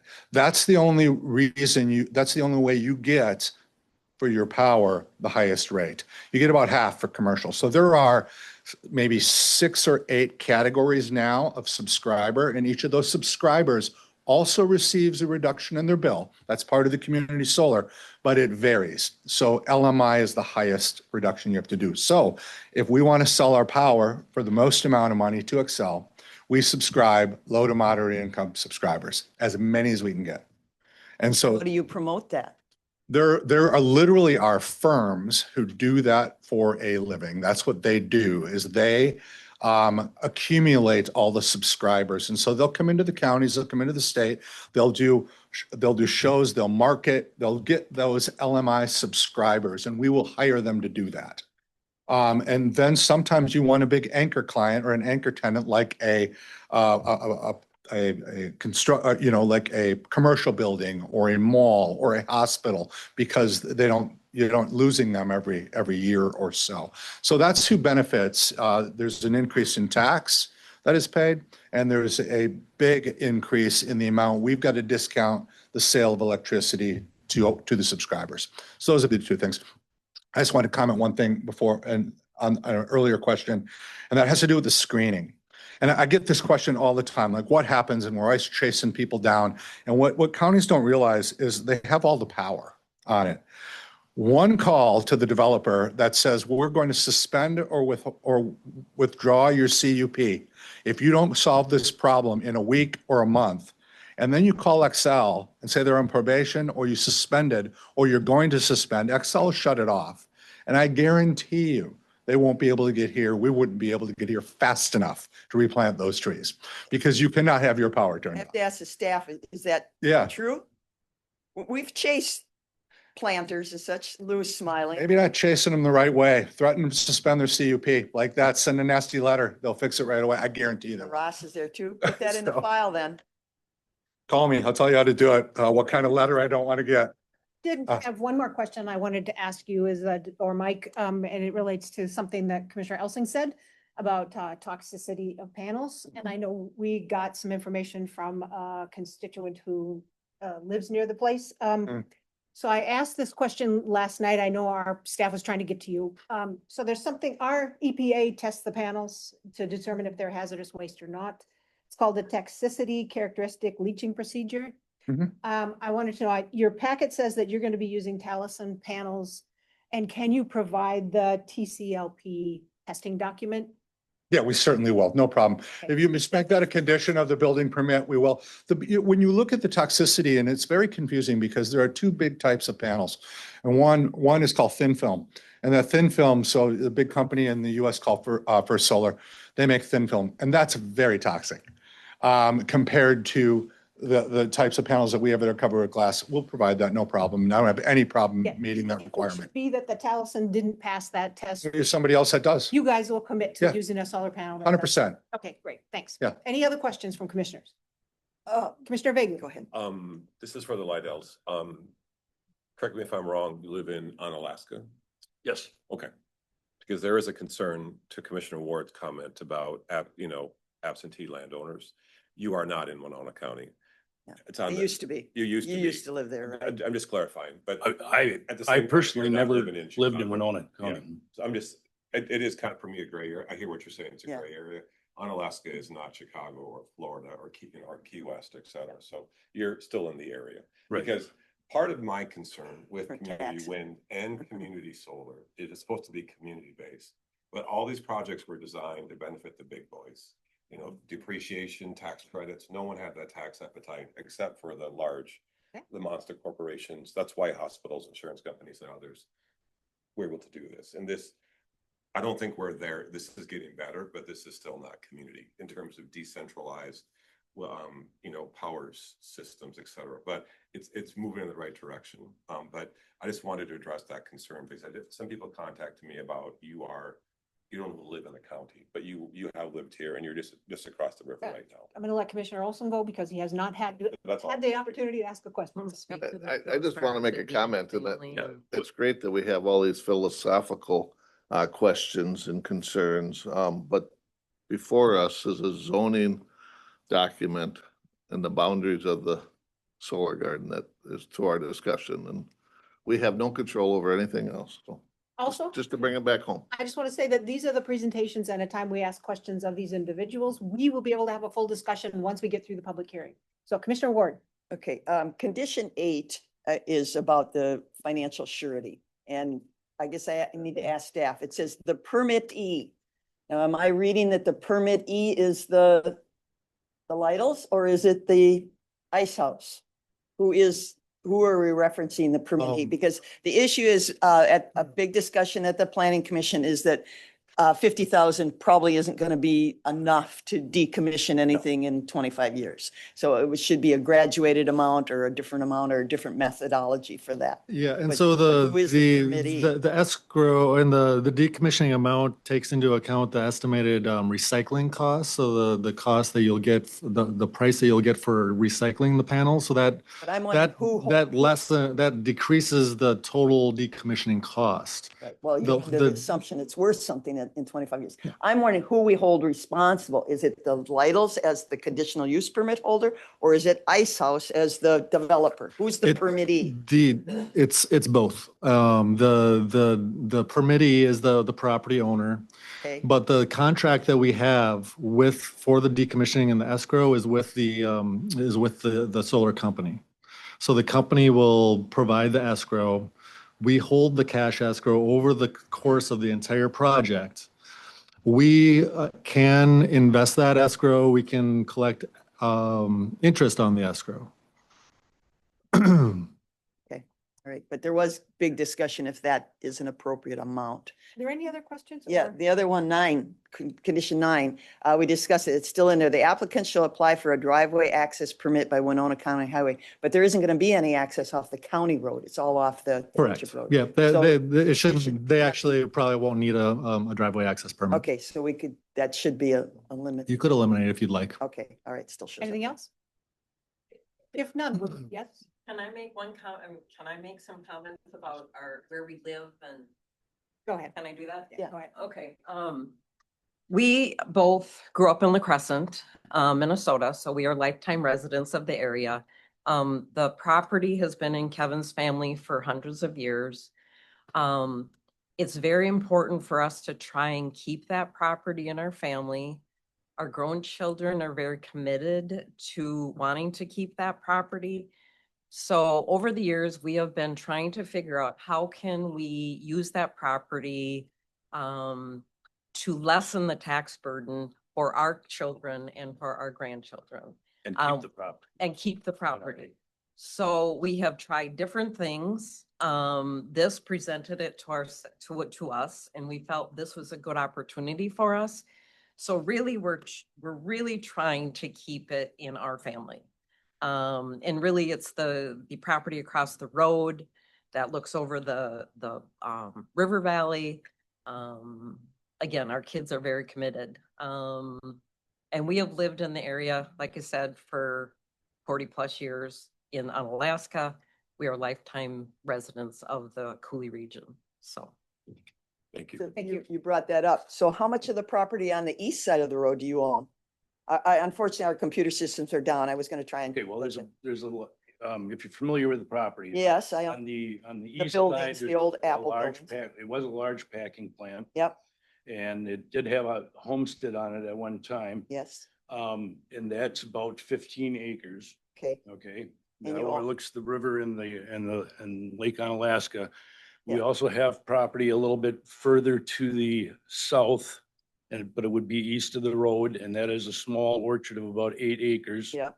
But that's no longer producing either and doesn't really blossom anymore either. I guess that's all we have on the east side. Okay, all right. Well, you did allude at the public hearing at the planning commission that you may be considered developing more land. Meaning Well, houses? that 8 acres, well, actually that 8 acres, it says 8 acres of orchard. There's actually another 40 acres of basically hillside that you can't really use for anything, but that 8 acres is, pretty nice land and it's is adjacent to Crescent Township. So I don't know what will happen to that land. Yeah, we It have no won't, but it plan. won't remain orchard. It Yeah. won't be replanted. No, and we have no plans for Yeah, any at future. this particular point. Okay, all right, Thank you. thank you. Would someone like to make a motion to open a public hearing? So moved. I'll second that. That was Commissioner Vagley. Yep. Commissioner Olson has moved, Commissioner Vagley seconded, opening a public hearing for this conditional use permit. Any further discussion on the public hearing? Hearing none. All those in favor, please signify by saying aye. Aye. Aye. If anyone's opposed, say nay. Okay. If someone is in the audience and would like to speak to this conditional use permit, we will set a timer for 2 minutes. Please come forward to the podium and share your concerns or your support for the project, whichever it is, with the county board.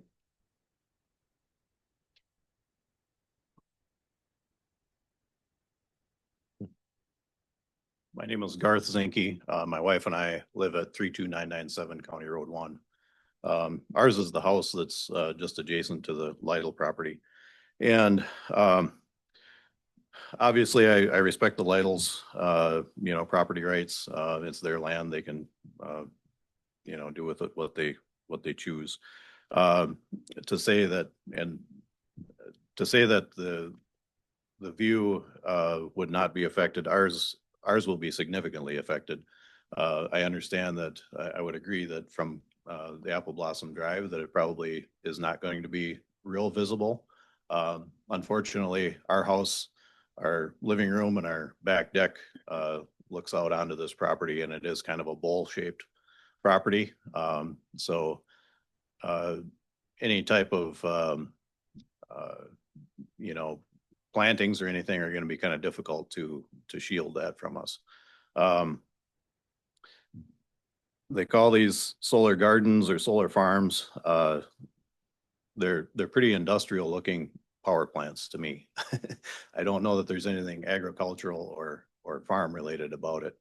And I looked this morning on Beacon, and if this one goes through, we'll be surrounded by approximately 40 acres of solar panels within a quarter mile of our house. And I kind of agree with the stacking idea that, how many of these you put in, one here, one there, and pretty soon you end up with 50 to 100 acres within a very small area. So those are just some of my concerns. I'm not trying to be a bad neighbor, and I guess the other thing is that I received my electric bill yesterday, and it's kind of sadly ironic that we have a renewable energy development cost, which is tacked onto our Excel bill. And so that went up 25% this month, that renewable surcharge on there. So we're funding this project that is going in our backyard that we don't want. And it's kind of ironic. And I do agree that I don't think it really benefits the local community. So thank you. Thank you. Is there anybody else that would like to share some thoughts with us? And this includes people who are online. We'll do our best if you can unmute yourself to try and recognize you and get your comments. Heidi's checking right now. Great, thank you, Heidi. I'm gonna go slow due to the technical. Madam Chair, the individuals do have the ability to unmute if they so choose. Yep, apparently you can unmute yourself. If you did, we would try to hear your comments. So I'm going to ask 2 more times. If there's anyone here in the audience that would like to come speak at this public hearing for or against the petition. There's no one online. And for the third and final time, if there's anyone here or online that would like to speak at this public hearing regarding this conditional use permit. Hearing none, would someone like to move to close the public hearing? So moved. I'll second that. Olson moves, Bagley seconds, closing the public hearing. All the, any discussion? Hearing none, all those in favor, please signify by saying aye. Aye. If anyone's opposed, say nay. The public hearing is closed. So we have achieved item 8.2 on our agenda. So we're going to move on to 8.3, which is where we discuss and make a decision about approving or denying the conditional use permit for Lido's Orchard.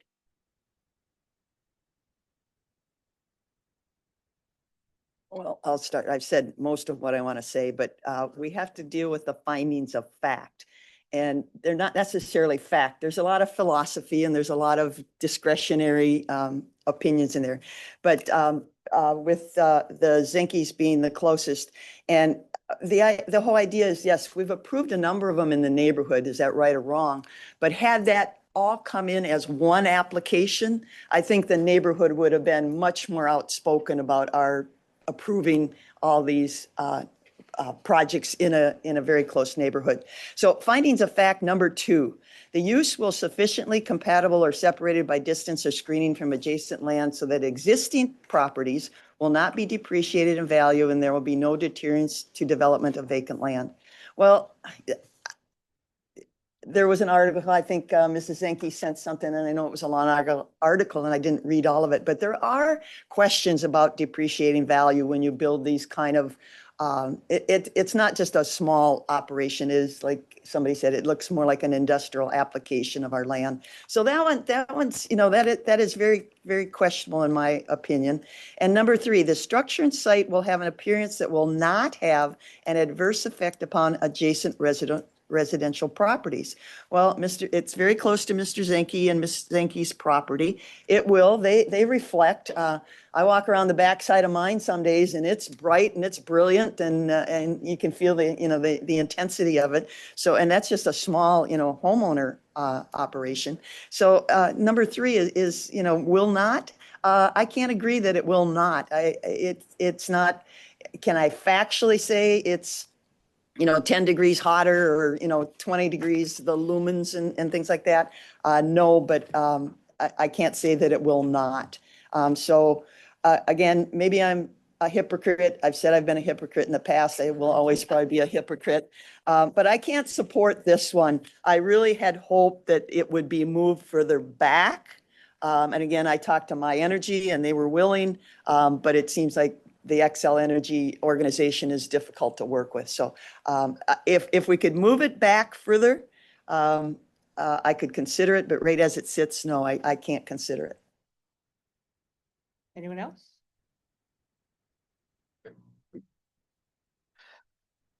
Commissioner Elsing? Oh, Commissioner Bagley? This is a question for the developers, if they could come forward, please. I apologize. I know the difficult part is it's not a farm. It's an industrial. Mr. Zenke is correct. This is not a farm. It's an industrial utility producing electricity. Is there anything else that you have done with other neighbors to reduce the impact on the neighbors? Sometimes in the past, there was also some form of compensation to the neighbors for the impact on their properties and view sheds, et cetera. Is there other things that can be done that haven't? And correct me if I'm wrong, I apologize if that's already listed. Maybe I missed it, et cetera. No, I think we've discussed, increased screening, which we're definitely, willing to do. I guess where, our kind of original stance on it was that we were staying to the ordinance of 300 feet structures to dwelling. And then we tried to increase that a little bit. So that was, kind of our attempt at doing a project while being a good neighbor. There are some screening things, but I know that just given the kind of topography of where we are, as he said himself, that could be difficult to do, but no, we haven't had discussions beyond that. I think one other question. Commissioner Ward has pointed out that My Energy is willing to consider, but how far?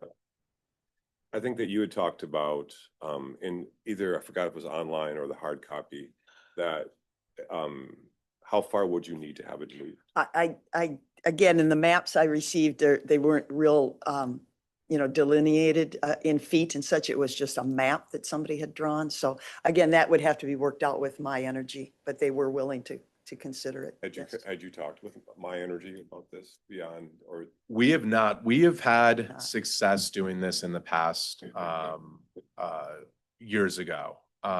With Excel, it has not been something that we feel is, you know, people are as open to anymore, kind of buying service territory from others or building.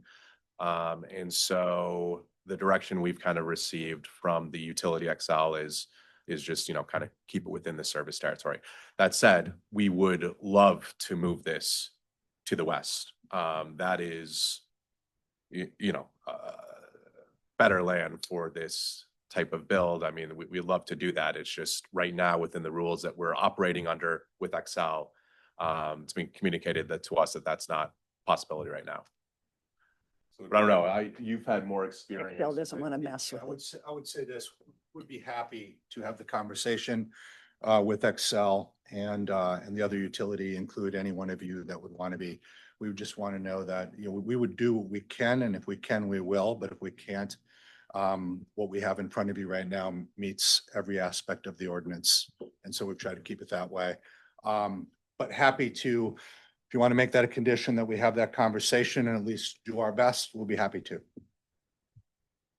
Commissioner Ward, could you figure out like how far you had talked about how far it said, and in terms of, you know, return on investment, you would actually prefer to move it farther to the west? Makes a lot. I don't know if it matters that much to us, but It's a little bit better land to the west, a little flatter when you move it to the west, right? So yes, I think we'd like to move it a little bit to the west if we can.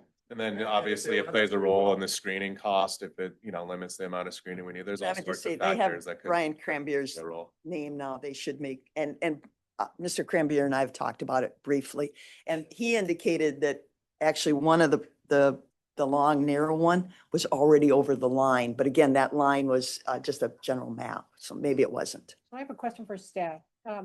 So if we put two conditions on this project, number one is that the panels need to pass the TCLP test, and number two, that this conversation with My Energy will occur, and if possible, the project will be moved.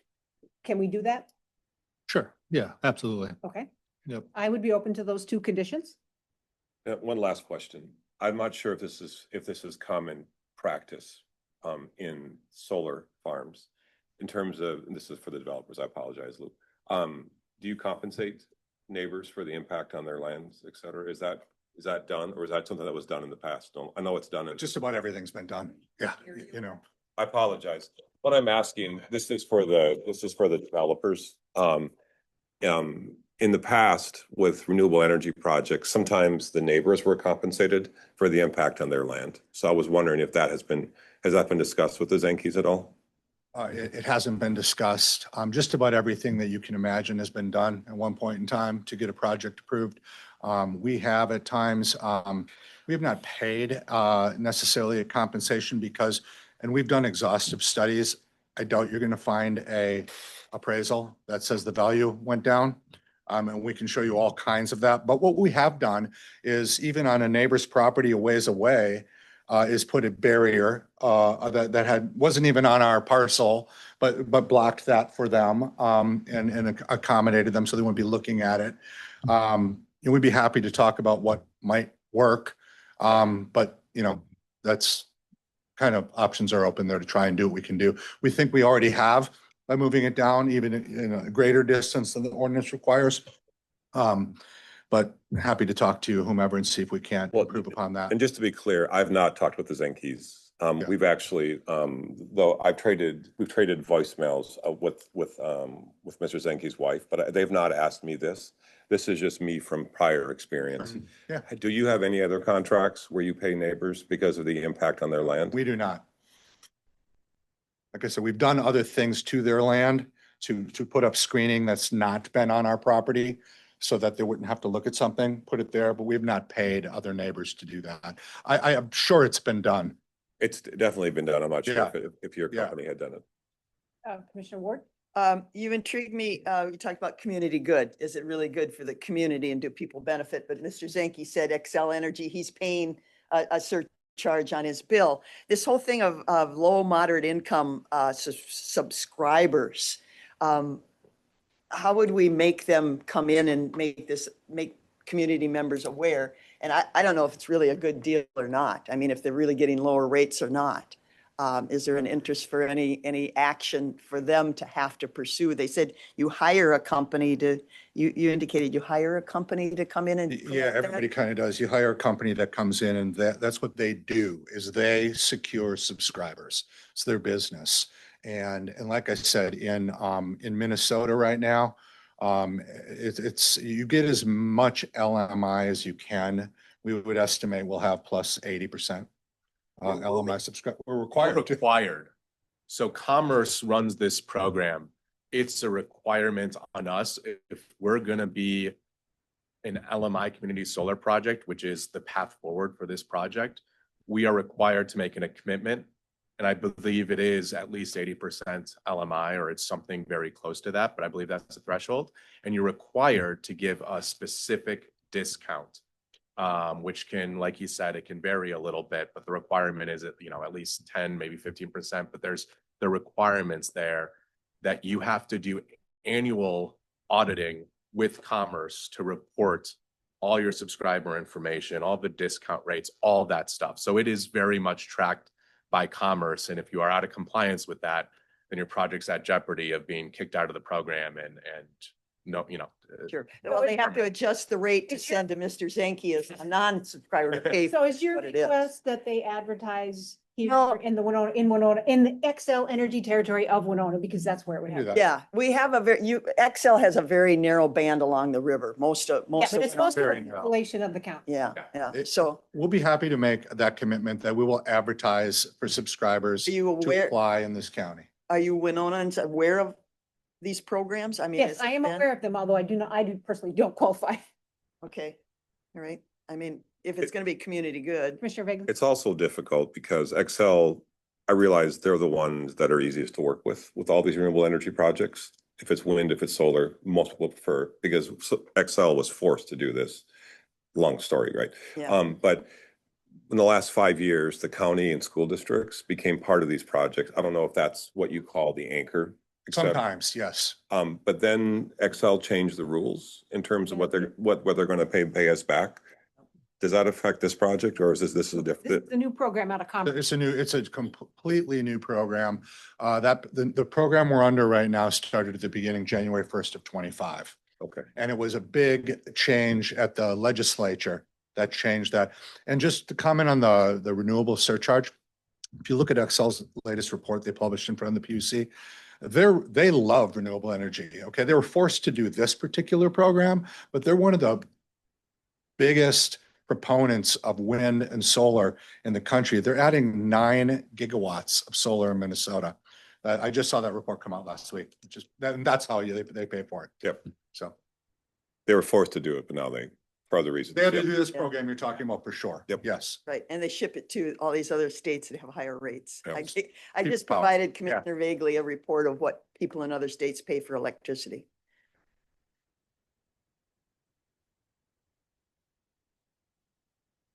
So there is not a industry standard for what impacted neighbors. And again, the Zinkies have not asked me this question, and it probably won't even matter to them. But part of the reason, for example, is they're gonna probably have to make adjustments to their homes because of what they're gonna be looking at now. Mhm. And it's not paid from the landowners, it's paid from the developers, et cetera, as part of the cost. Yeah. With large wind turbine projects, that was done often. Sure. You would compensate the neighbors for what you've just put up in Hmm. their backyard, so to speak. Well, and so you Commissioner Ward? mentioned the wind.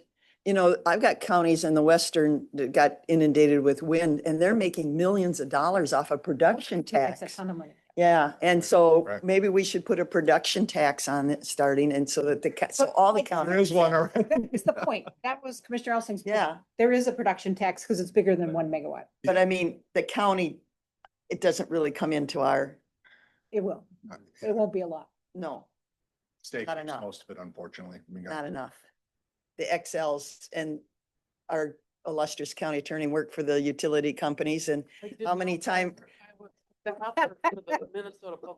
yeah, and how many, and every year they come in and look for a rate increase, and they're almost always granted it. Look at what the XL Energy president just earned in bonuses. Yeah, I know. I'm sure, I don't. That's not them either. In your defense, that's not you as well. I Yes, understand. but yes to that. Yeah, Jesus. exactly. Yeah. Yeah. That's not community Very focused. big utility. Yep. Community Yes. benefit. Do you have any more questions? Not for you guys. Thank you. Okay. Thank you. This question for staff, remind me if we're under a ticking clock in terms of the 60 days, et cetera, Lou, or requirements?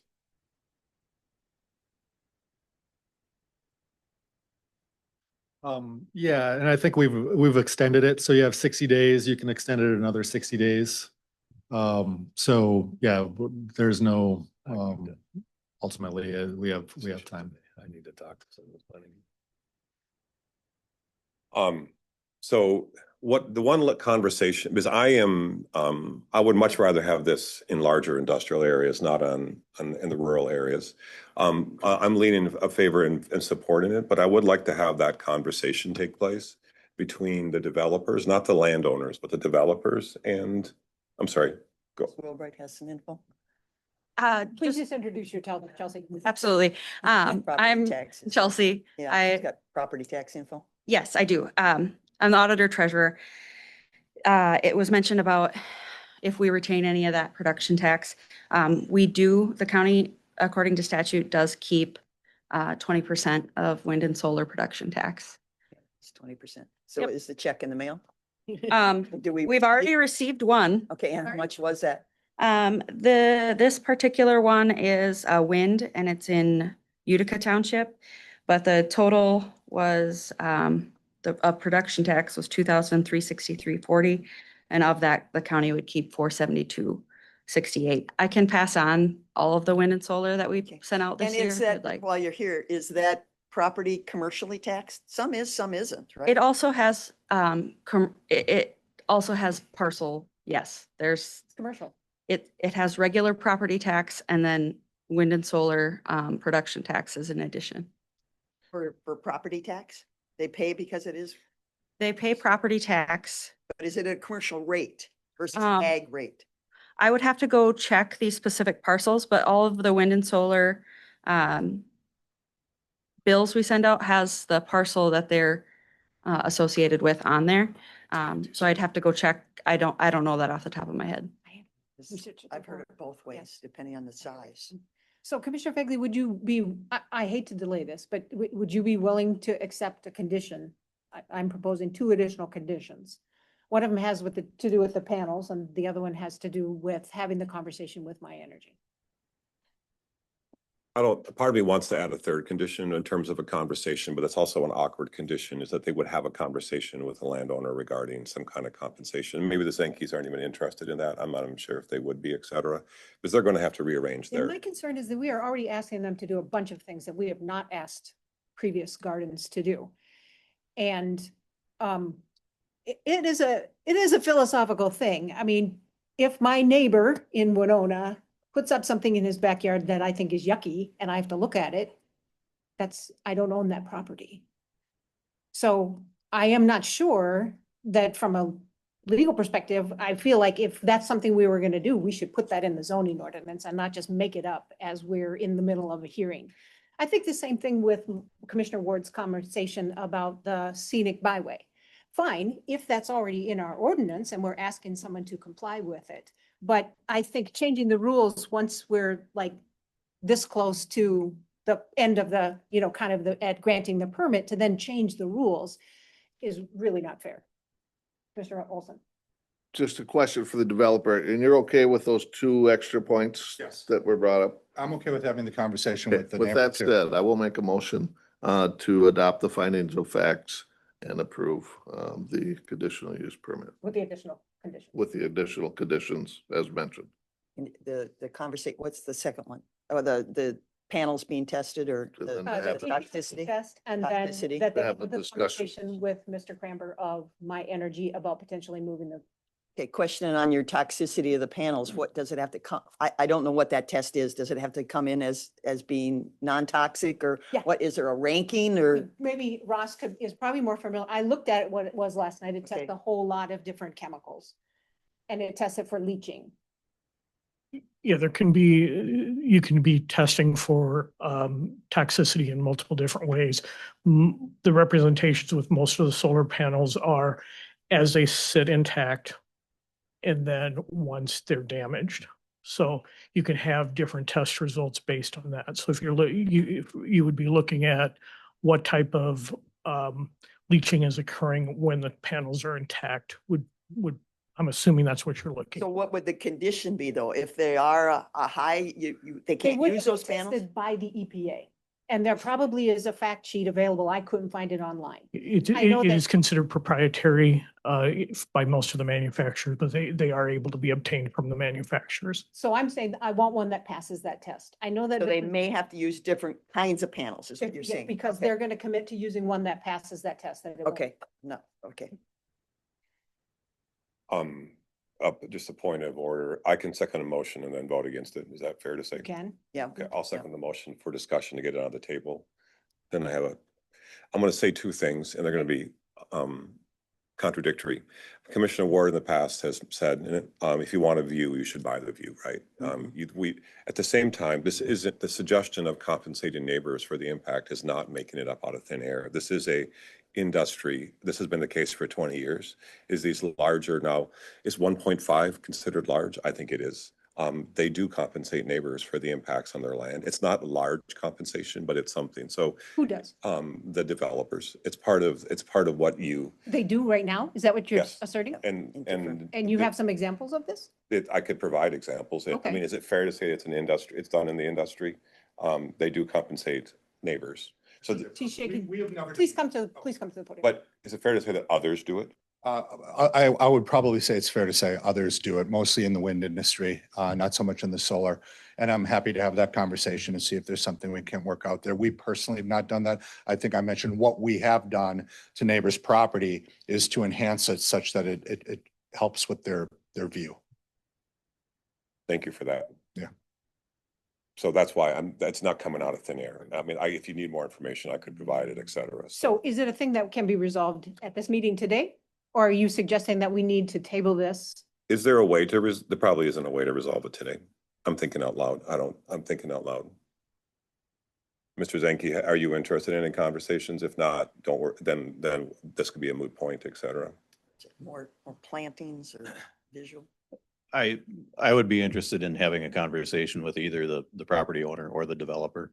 I guess part of the complication is that our property line is quite close to our home. So anything that we do on our property, we're not going to have a lot of space to do that. Where their boundary is for where the solar installation is going to go, obviously there's somewhere around 300 feet there. And so I guess if we could work with either the developers or the property owners to put some plantings in there and some trees that are going to, to buffer this, I would be interested in having that conversation with them and trying to come up with a solution, but it would have to be on the property owners. It would have to be on their property. It can't be on ours because there just isn't enough space there. And we have some mature trees that, there's one that probably won't be there too much longer, and that's going to even increase the problem for us. Right. So trees in our neighborhood are not sequoias. Please. So one of the good things is that his property's on the north side, right? Mm-hmm. So we have to submit a landscaping plan anyway before we get a building permit to get approved. And we're talking about the landscaping along the road, the scenic road. We can add to that landscaping along this gentleman's home, and we don't have to limit the height because it's not going to block the sun. So we can put The north side, you're trees right. that'll grow to be 30 feet tall, whatever we'd like. We'd agree to include that section in the screening plan that then has to come back and get approved by you all. Thank you. Mr. Lytle? I would just like to say one thing. As far as the screening and everything else, I mean, that's between them. Yep. But as far as the compensating somebody for the depreciation or whatever to their land, and this is no insult to Garth This is all whatsoever. on me. Yeah, so this, the But, same reason I did not discuss. It's all the plan. them. It's all me. It's all me. So directed at me. Okay. Yeah, I just think there's one person that objects to this project, okay?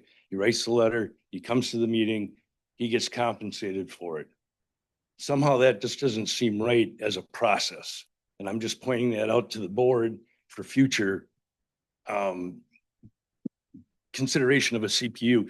Because if I were, well, if I find out that he's going to get compensated for it, the next time somebody does something next to me, I'm going to complain and ask for compensation for it. I don't think that's a good practice to start. I hear you. Very valid point. And this is only a practice done with large renewable energy projects. If it was someone's barn or a grain bin, that does not apply, et cetera. That's why this is an industry practice and with a larger renewable energy. I know, but what we're asking for is a conditional use permit. Right. Right? I mean, and there's a process for getting a continuous use or whatever the term is. Yeah. And I don't think you want to set a precedent where you tell somebody, well, in order to get your permit, you got to pay this guy off. I mean, That's just my opinion. I would just share that I expressed already. My concern is changing the goalposts in the middle of the deal and not having this in ordinance before. So what the developer just said is possible in terms of the screening, that it could be added to that. Okay. Okay.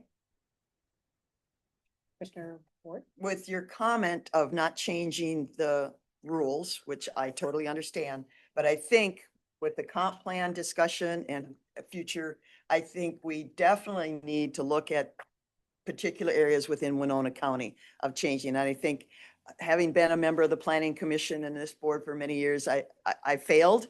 It just didn't come up. We've allowed a lot of houses to be built, but then we've restricted some places. So I think it's an area that we need to look at as other areas in Winona County as having higher standards. Because we could put a feedlot there. And if I was talking about a hog operation, I think this board would have a whole different attitude about putting something that close to a neighbor. Not if it met the requirements. I think your comments and the comments of Mr. Potter at the planning commission about preference for small solar installations. Yep. Also, if that's a thing that we want to use as a criteria, I think that should somehow be codified in the zoning ordinance. Yep.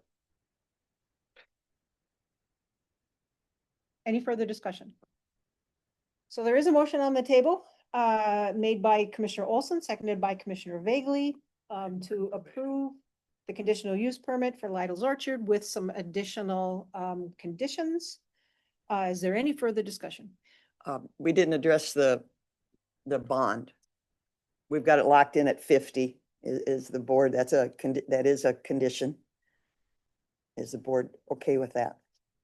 I think, again, it's what we've done with previous gardens. It's more burdensome than I think some counties do, because some counties just require a statement. We actually make them give us the money in escrow as opposed to a bond.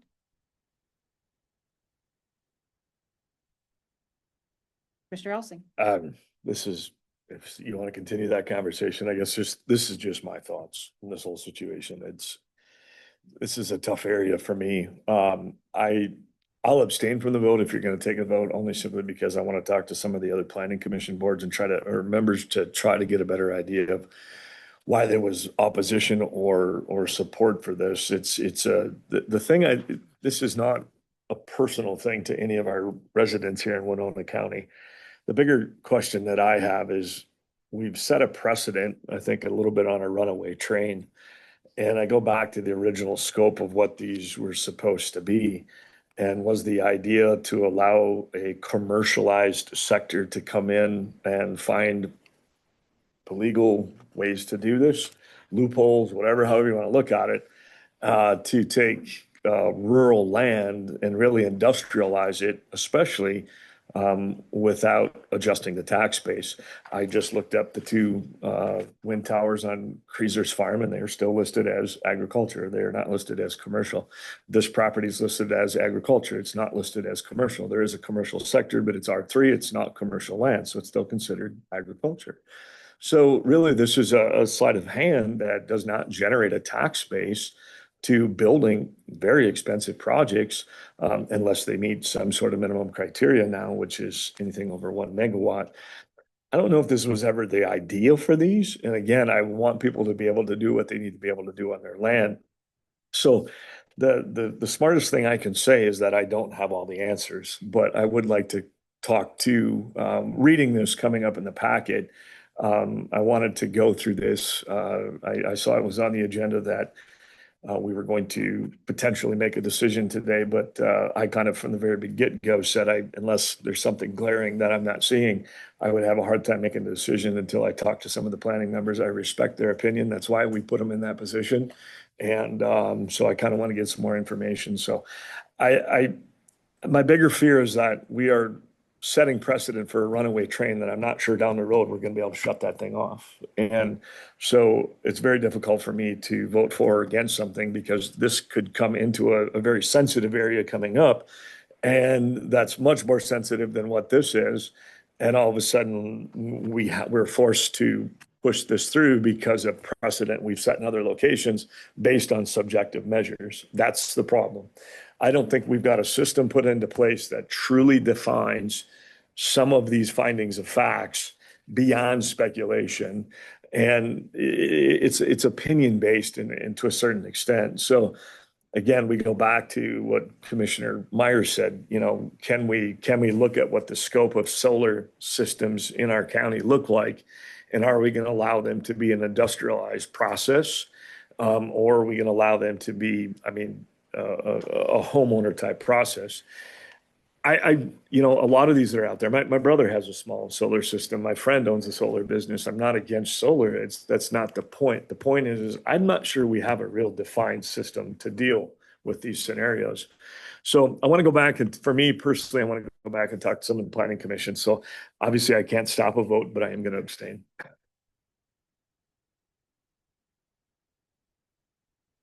So I am trying to look at Lidl's tax statement for 2025. Beacon says that their property, which currently has 2 commercial solar gardens on it, says it is rural vacant land and 3A commercial land and building. So I think some. Look at the tax below it. Some It's based on. parcel of it is, so then I brought up the Correct. statement. And I'm not here to argue that situation. It's a bit of a sleight of hand that's allowing industrialized situation. Like I said, if I put up a building, if I put up a grain bin, if I change what it is that I'm doing on anything, my taxes go up. Yeah, and that comment comes from, I had a conversation with Andy Cronebush about the taxing of it, which he was familiar with from having it on his land. Anyway, so. Yep.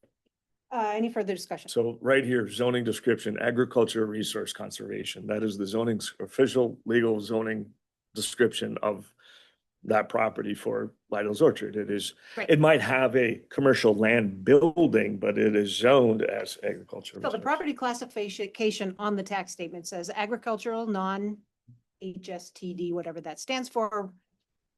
Homestead? Okay, homestead and a non-home, and then commercial preferential. So part of it is being taxed at a commercial rate. Okay, further discussion. The motion on the table is to approve the conditional use permit. All those in favor, please signify by saying aye. Aye. And those who are opposed, please signify by saying nay. Nay. And we record that Commissioner Elsing is abstained. So the conditional use permit is approved. With the 2 additional conditions. With the additionals.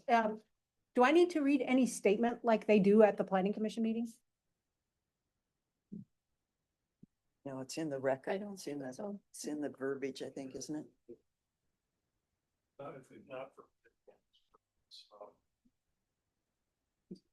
Thanks, I Eric. think what you're referring to is like variances because their decision is final too, and they, an agreed party has the ability to appeal that in district court. And we formally have not done that with conditional use permits.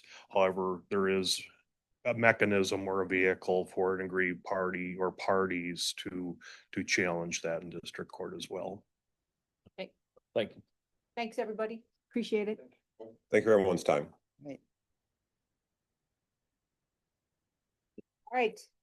The next item on our agenda is, let's see, He's formerly 7. 710, which was moved to be 8.4. Approved purchase for Exagrid solution to maintain data backups. Mr. Elsing, you asked for this to be pulled. Maybe you want to start the conversation. Well, I just want to bring up what we talked about before.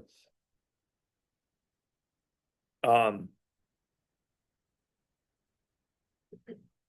need your help with this. What can I talk about? Very limited. Okay. What's it do? Well, I think here's a way to phrase this. Are we certain this is the best way to go, or should we explore other options? Is that a fair, that's a fair statement. Because we got recommendation this morning. What I would ask is that the board table this and let me go back. That's where I was going with it, exactly that. Could we take a 2-week recess? This doesn't expire between now and the next meeting, correct? Right. No, So could you do that? Do you have time to do that? I will make time to do I that. think it's important. Is that a, Yeah. is that a motion, So Commissioner? I'm gonna make a motion to table this. There's a second to that, I'll second. Yeah. Absolutely. and we'll come back to it. Thank you. Yep. I know you don't need another thing, but I think it's pretty crucial. So I understand. Thank you. Okay, so Commissioner Elsing has moved and Commissioner Ward has seconded tabling what was previously item 7.10 and is now 8.4. Is there any further discussion? Hearing none. All those in favor, please signify by saying aye. Aye. If anyone's opposed, say nay. Motion carries. thank you. Good. Item 8.5. It used to be 7.7, approve utilization of reserves for payment of the resurfacing at the Nodine Highway Shop. Commissioner Ward, you asked for this to be pulled? Yeah, and Aaron, would you be able to? oh, assist on that well, one? it, I don't again, think it's- Mr. Kramer is. yeah, Get this it's, through a couple of times. I'm not sure, is it necessary? well, that's just, and it's not, it's a small dollar amount.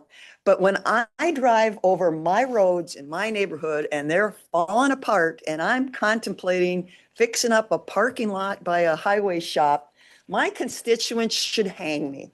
They really should. I mean, they would be so livid that you're spending money on paving this parking lot and our roads are falling to pieces. Now, unfortunately, it's estimated, I think, $40,000. I can't fix much road, but there's principles involved. I am not going to spend money on fixing a parking lot road out in a rural landscape when my roads are in horrendous shape. So I can't Mr. support it at all. Go ahead. The only question I have is, again, I own the property right next to the Utica Township and, we just got a gravel lot like most other places. Is it really necessary to be tarred? That whole area need to be tarred? I mean, I'm just trying to figure out what the necessity is of it. So when we decided if it should be paved or not, gravel was, brought up. One thing we try to reduce is the slip, trips and falls and everything else. Gravel parking lot is, I'm gonna say sometimes harder to plow, depending if it's frozen, spring, fall. Just the truck traffic that we get through there with our loaded dump trucks going in and out, the loaders turning. And I guess for the cost, we decided, first we looked at patching some of the potholes to just try to get through, and it's where do you start and stop at that point? There's so many potholes in that parking lot. Where do you start and stop? But we did look at gravel, just turning it to gravel. With the 2-inch mill and overlay, you're actually saving the pavement that exists by. Saving it underneath, milling down to, and the contractor that we did hire is same one that's doing I-90 Hill. So they're gonna be In the neighborhood. mobilized in that area. Too, for parking? That we're saving money there. We're gonna skip on the Stripe for the parking striping. lot. Yes, and Go do that at night. is this parking area right up adjacent to the building? Yes, So it would help in the handicapped accessibility. yes, to in that have a area. paved surface. Like I said, it is paved now. It was original to the building, so the pavement's about 34 years old right now. How big is that? It says 2,000 square yards of material or 2,000 square yards of surface area? Surface area. Okay, what is that roughly? For material? Yeah, how big is that? 60 by? I don't have 2,000 that. By 360,000. I know I had a square feet? beacon thing, but it was on the network and. Is my math right? 60,000 square feet? Right, 2,000 square yards, 2,000 times 3 foot in a yard. 3 times 3 is 9, It's not the 18,000. whole property. No, because it's not it the whole says thing, is The it? side. No, it's not. vicinity- Well, you're saying. It'll be the section- southeast, Salt but- shed is not included. You just mentioned this, Right. trucks going in and out. They go in and out of. the So salt. when you come through the gate to the building, that's pretty much Yeah, the I know the cost. area of that's that getting cost, done. but So on the You get the backside, dock which we based call on the sky. backside by the salt shed, that is not in this plan. Not getting done. And did you just replace that whole gate section? Is that a new piece or did you 9 fix square it? feet times 2,000. That is a new piece. 18,000. Yeah, that wasn't cheap either. Nope, insurance, well, we had the deductible, but the insurance paid the Yeah. rest. So if you don't mill and overlay it, then the surface will continue to deteriorate and you'll have to replace the whole lot, so. Correct. That Or might turn be it to penny wise gravel and and, pound foolish to you know, turn you it can't down. salt gravel because it turns mushy and I guess one slip tripper fall is at $40,000. I don't. Commissioner Bailey? I'll move to approve what had been formerly item 7.7, I'll second. and I don't include a motion to hang Commissioner Ward. Yeah, yeah. Well, they should. Our roads are falling apart and when we keep doing county stuff, I just, it really irks constituents. Is it, I mean, is this, we need to do this now? It's that dire? I mean, I've drove by there. It's not. Well, I are mean, we there's getting some a break? potholes out there. Guys in I-90, are That's- we that's the getting a only- break? That's what I'm trying to figure out. So it's 18,000 square feet. So it's costing us $2.22 a square foot. I mean, I can tell you, it was on the capital plan last year and we didn't do it because we were trying. Yeah, but I own enough parking lots that things don't They've been just, asking for a while. well, years. they don't go to hell that hard, you know, it doesn't, Well, 1 year on a tar situation unless it's high traffic. With our unknown upcoming expenditures, I question too, the awarding of the 2 snowplow trucks. Yeah, we did a thing a while ago. We didn't want to get behind, but again, as an individual, do you go out and buy a new car when you got a heater that's going crappy and stuff like that? So I mean, to prioritize where our spending is going is, I guess. Yeah, it's in a fund, but again, those fund dollars can be used for a lot of different things. And I guess it's a low priority in my list to pave a parking lot. For clarification, the request is to use reserves because it was in the 2025 budget, but it did not get complete. So it went back to reserves. It's not allocated anywhere. We would be using reserve funds.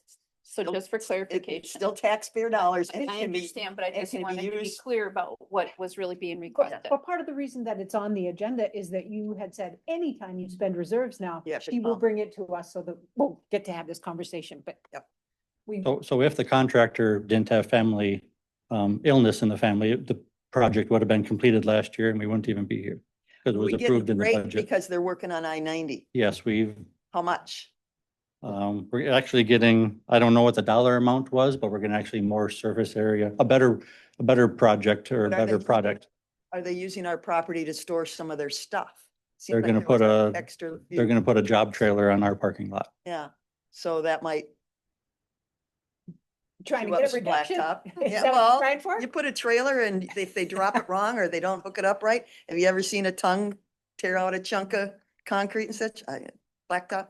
I don't It's think- $2.22 a square foot, which Is that Is that good? reasonable? Is that good? not a bad deal. Are we ready to vote, guys? Further discussion? Hear none? All those in favor of approving use of reserves for pavement resurfacing at the No Dane Highway Shop, please signify by saying aye. Aye. If anyone's opposed, say nay. Nay. Okay, Marcia, so it's 4-1. Thank you. Mhm. Item 7.8, which is now 8.6, approve the 2025 to 2027 supervisors labor agreement.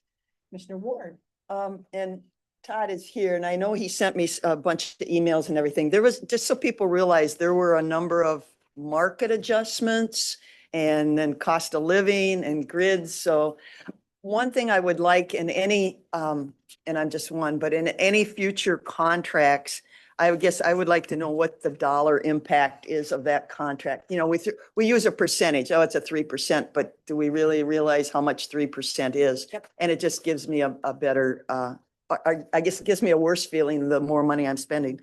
So, and again, Todd assured me he is working on a pay for performance system, but this one isn't there yet, so I will not support the labor agreement.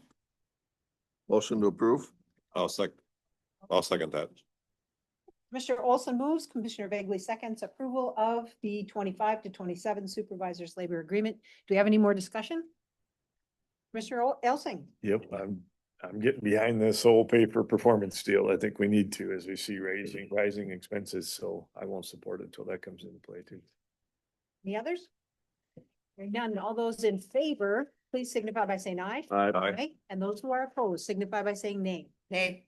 Thank you. Motion carries. All right. We are now on to committee reports and communications, and Thank you, Erin. Commissioner Vagley, you wanted to make a comment?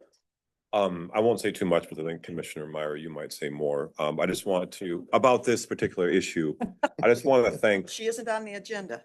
I just want to thank, Actually, I do have some. I just want to thank Governor Walz for allocating resources. Wasn't going to talk about this. So Okay, go well, for it. well, then I'll say more. I want to thank the governor for sending, I believe it's called the Cyber Crimes Unit, part of the Minnesota National Guard. Is when Commissioner Meyer and I stopped by on Saturday to give them some donuts. With donuts. With donuts. I thought it was going to be 4 or 5 people, but there were almost 20. And they're still here and they work very long hours because I know I can't say too much. We need more help because we're just one solitary county. So we need more help. So I'm very grateful that anyone would send more help. That's all I want to say. I have to be careful about what I That, say. and you can contribute by giving them Monster energy drinks. That's what they like. They consume copious amounts of caffeine, so they are computer whizzes. That's their diet. Anything That's it. else? That's it. Commissioner Elsing? Oh, just a reminder, we're almost in that planning season. I think you'll probably start to see a few roll here in the next few weeks. So just take a little extra time. Driving up and down the road, stay patient as farmers get back out in the fields and you'll get there eventually. So. Thank you. Commissioner Ward? Yes, the other night, Assistant County Attorney was there, the Pickwick Historic Mill. And it is a unique feature in Winona County. So from a tourism standpoint, if you got relatives coming in from out of town, it is a historic mill. It is open on the weekends during the summer hours. Now, did you get elected president of the association? I did. Okay, all right. So we have. A president and treasurer. Okay, all right. But it is unique in that it is privately owned. But they've been doing a tremendous job of getting some and applying for some grants to make that work because work needs to be done on the dam that was done back in the late 90s, I think it was. And that is a huge watershed, the whole Pickwick area, and it's a critical part of it. And they're having, if anybody really, if you want to kind of see it for free, you can go help with the cleanup. They do a cleanup April 26th, this Sunday from noon to 4, I think it is.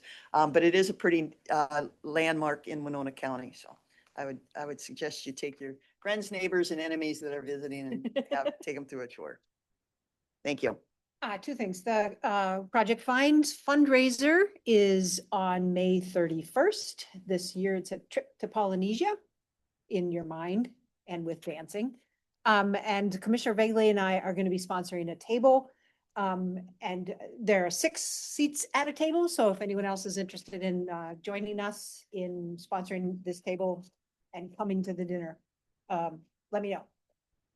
So the MICA board meeting was last week. Commissioner Ward attended on Zoom, and I wanted to give you just a few updates. So we did have one of the highest levy increases in the state last year. Nonetheless, we are not in any higher position than we were before, which is to say there are 3 counties only in the state that have a lower per capita levy. We didn't lose our position as one of the lowest taxing counties in the state.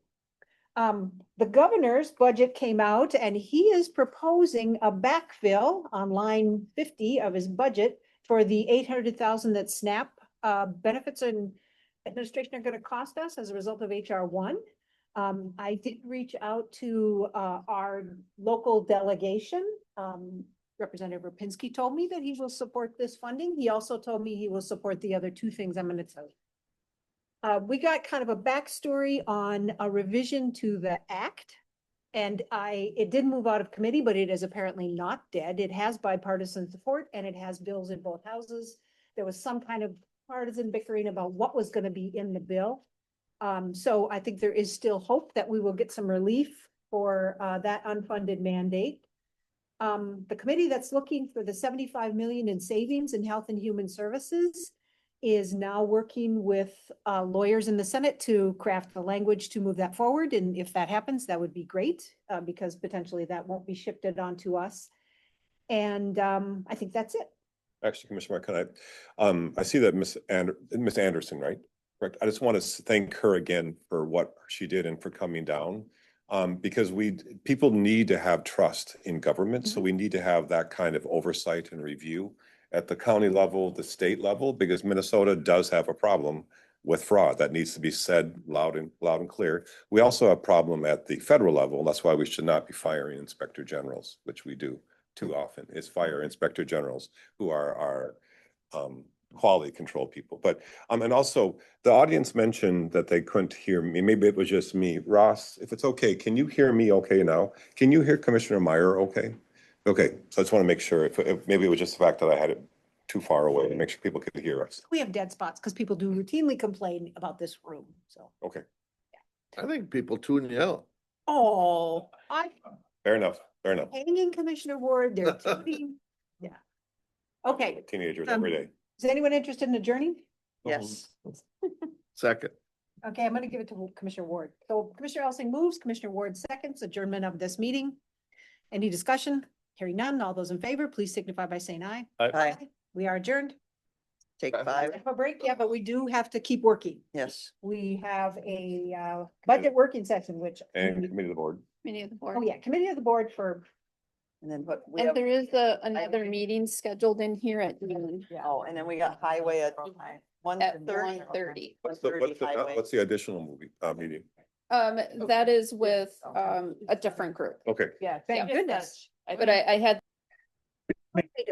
Here, a proposal of.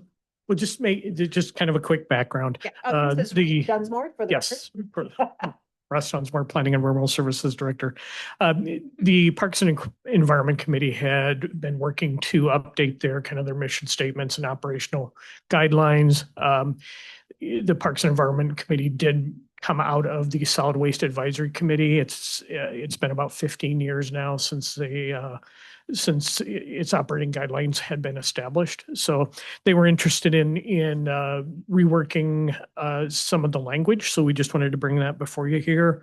Vision and mission statements, looking for any input that the board may have on those. The committee had worked with the existing statements and made some modifications. Scope of the work is also an area that they had gone through. What we can do is, if the board wants to take some additional time to look this over, we would bring this back to consent business, or you could send communications through the network, and we can rework it and then bring it back into consent business in the future. But we just wanted to give you the opportunity to see if you had any questions. Sections 9 and 10 are newer areas, addressing member responsibilities and the ability to set up some task force operations where they kind of mobilize some volunteer work. We can go into this in more detail, or if you want to move on to the budget working session, we can bring this back. I know your morning's been long, so. Commissioner Bagley. I want to thank the staff and also the members of the committee who worked on this. It was time to review it. It was time to update it. There are discussions at the comp plan meeting 2 weeks ago. We had a short discussion about, not short, medium discussion about looking at creating like friends of groups, private groups, Friends of Farmers Park, which somewhat already exists, Friends of Apple Blossom, which does exist, and informally, and et cetera. So, but I think this is, there aren't big changes to it. It's just updating and using more modern language in some cases. Articulating things that just had not really been, were kind of implicit in the operations, but had not been spelled out. Yep. I would be okay with adding it to a future consent Not a agenda. red line document, so what did they change? I mean, did we have this document before? I wasn't. in the- It was actually a pretty piecemeal document. It was almost a back and napkin type development back in 2011. So as I said, it came out of the Solid Waste Advisory Committee, which was not a standing committee. It was convened as necessary for solid waste issues, and then it was modified into the Parks and Environment Committee. I think Marcia's asking for, can you include a copy of that in terms of the revisions? What the change? Yeah, what do we change? A document this long and detailed for an advisory committee makes me very nervous. What are they looking to do and what do they want? I mean, do they even want? A lot of this is when do they meet? Yeah, I know, but okay. Yeah, It's overwhelming, this okay. document for an And- advisory committee. Yeah, we. What do you want, we- levy authority? Is that No. hidden in here somewhere, something? Nothing hidden in there. Essentially, the committee was seeking more feedback from the board in defining its role. What is it that you're looking for the committee to do? What areas does it have? We've defined for the committee that right now the subject matters to be looked at have to be within the purview of planning and environmental services. We can't go on into areas that the department does not really have a role. Could it be brought back with like the Yeah, I don't know. font in The red, revision shown. strike throughs, et cetera, additions? Major change, yeah, what's the major change? I can bring, the original agenda had some of the original documents and those kind of got locked up again. So, Okay. Oh. okay, so sorry. I had, It's a- those documents were there, but they got, Okay, if you get them back, I mean. and like I said, it's a Don't- synthesis of a lot of old documents, a lot of old board meeting minutes, things of that nature, but we'll get those reassembled and Yeah, and this is not urgent, time sensitive, is it? No. Okay, Thank you, Ross. would you like to bring it back to another committee of the board for discussion, or do you? Does anyone have recommendations based on reading this? Well, okay, so here's a question. You say it came out of solid waste. So is this group going to review the blue cart bin contract? The recycling, is that part of what this group would do? Look at the recycling program? They could, because we're kind of under the timeline, or kind of under the gun. We've had to back up we'd hope to have the RFP back to you, Mhm. but it keeps getting locked up. Okay. So But I'm just asking, is that Yeah, something this yeah. group would look at? I mean, being that it's It- Parks and Environment. it came out of definitely, solid it's waste. anything within the missions of the department and whatever the board would like. Mhm. They are predominantly parks focused. Yeah. That seems to be their primary area of interest. But defining that role for them, I think is kind of the goal of bringing this forward to you. Sure. But Well, we we can, call we it could, we can, environment, yeah, Parks and Environment. Yeah.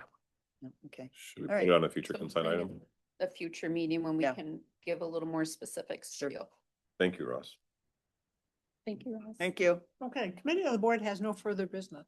Unless somebody has something they want to do, I'm just gonna adjourn the committee of the board. And then I'm gonna convene a budget working session. All right, commissioners, so save the best for last. So asking to discuss the over 65 program and the Blue Cross Blue Shield contract. Jill is here to assist in the conversation. So if you recall, we did cover this at our last working session. And kind of in the midst of everything that we've been through in the last week or so, given the totality of the situation, we felt it was important to have additional conversation with the board and hopefully obtain some direction. Jill? Thank you. So this is really to obtain and maintain mandated service compliance, and that is for the over 65 program. And at this point, we are in a situation where we have a wait list for our over 65 program of 50 individuals, and it's probably growing as we speak. We have for under 65, 100 individuals on the wait list. And we have individuals who have waited more than 6 months, which puts us out of compliance in that we're supposed to be responding within 20 business days of these referrals, and we're not able to. Our staffing is not sufficient to meet the need. Jill, before you go, can you give me an example? What are they waiting for? What is it that we're not doing? Like they're not that getting story that I medical keep services? Yes. It's a Yeah, story yeah. I keep telling. Yeah, so basically, there are folks that are over the age of 65 Right. that have needs, whether it be going into assisted living, getting supports in other environments, enabling them to stay in their homes. Others are going to nursing home care, a variety of things. And we have received calls that families who may even be eligible, who and their families are paying for the $2,000 to $2,500 a month because they can't. The people can't. And it's a really difficult situation for our employees to continue to not be able to serve for these mandated folks. It's not trying to get a dental appointment. No. Trying to get an eye appointment or that No. type of thing. It's Any of the state services. Any of the state services. And to be honest with you, one of the biggest struggles that I have with these wait lists is, as a person in this profession, I think of the developmental needs. The under 65 group includes children with so we're in a situation where we're not able to serve people, not able to assess in a timely way. And when I think about children's needs and developmental delays, it's only going to complicate things the more we are not on time to serve. And so for me, it's critical in this profession that we be able to do so in a way that meets the need. And this is a way that right now we are funding as a county, putting levy tax dollars toward a private insurance portion that is not mandated. And so I am proposing to move forward and bring it to the board and ask the question, can we end the contract with Blue Cross Blue Shield of Minnesota? I've discussed this with the staff. They are to the point that they are so pressed that they would rather have us transition so that people can be served than keep their same jobs. And so this is a really difficult situation that I think warrants some attention So quickly. why isn't Blue Cross Blue Shield meeting the need? We have a contract. with We have a them. contract with them. It's in our contract to serve the people that they refer. And in fact, what happens is Why do, if they're not? We don't have. we don't have enough staff to serve them. Blue Cross Blue Shield. That's what I'm proposing. Marcia, here's how tell me if I'm wrong. Okay, So hold on. we- We got, We have a long wait list for people needing to be assessed for services, right?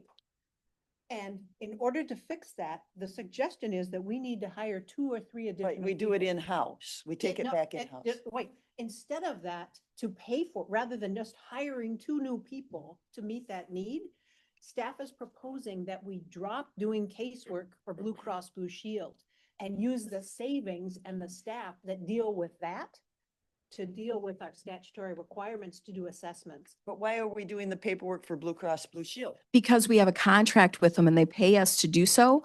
However, their contract. Yes, however, I want to be clear that the contract does not fully fund our services. And whenever we have turnover, we have additional losses because it's a fee-for-service contract. And I just want to be certain that we understand the degree to which this is impacting people in our community. And I think we have a potential solution that is tax levy favorable.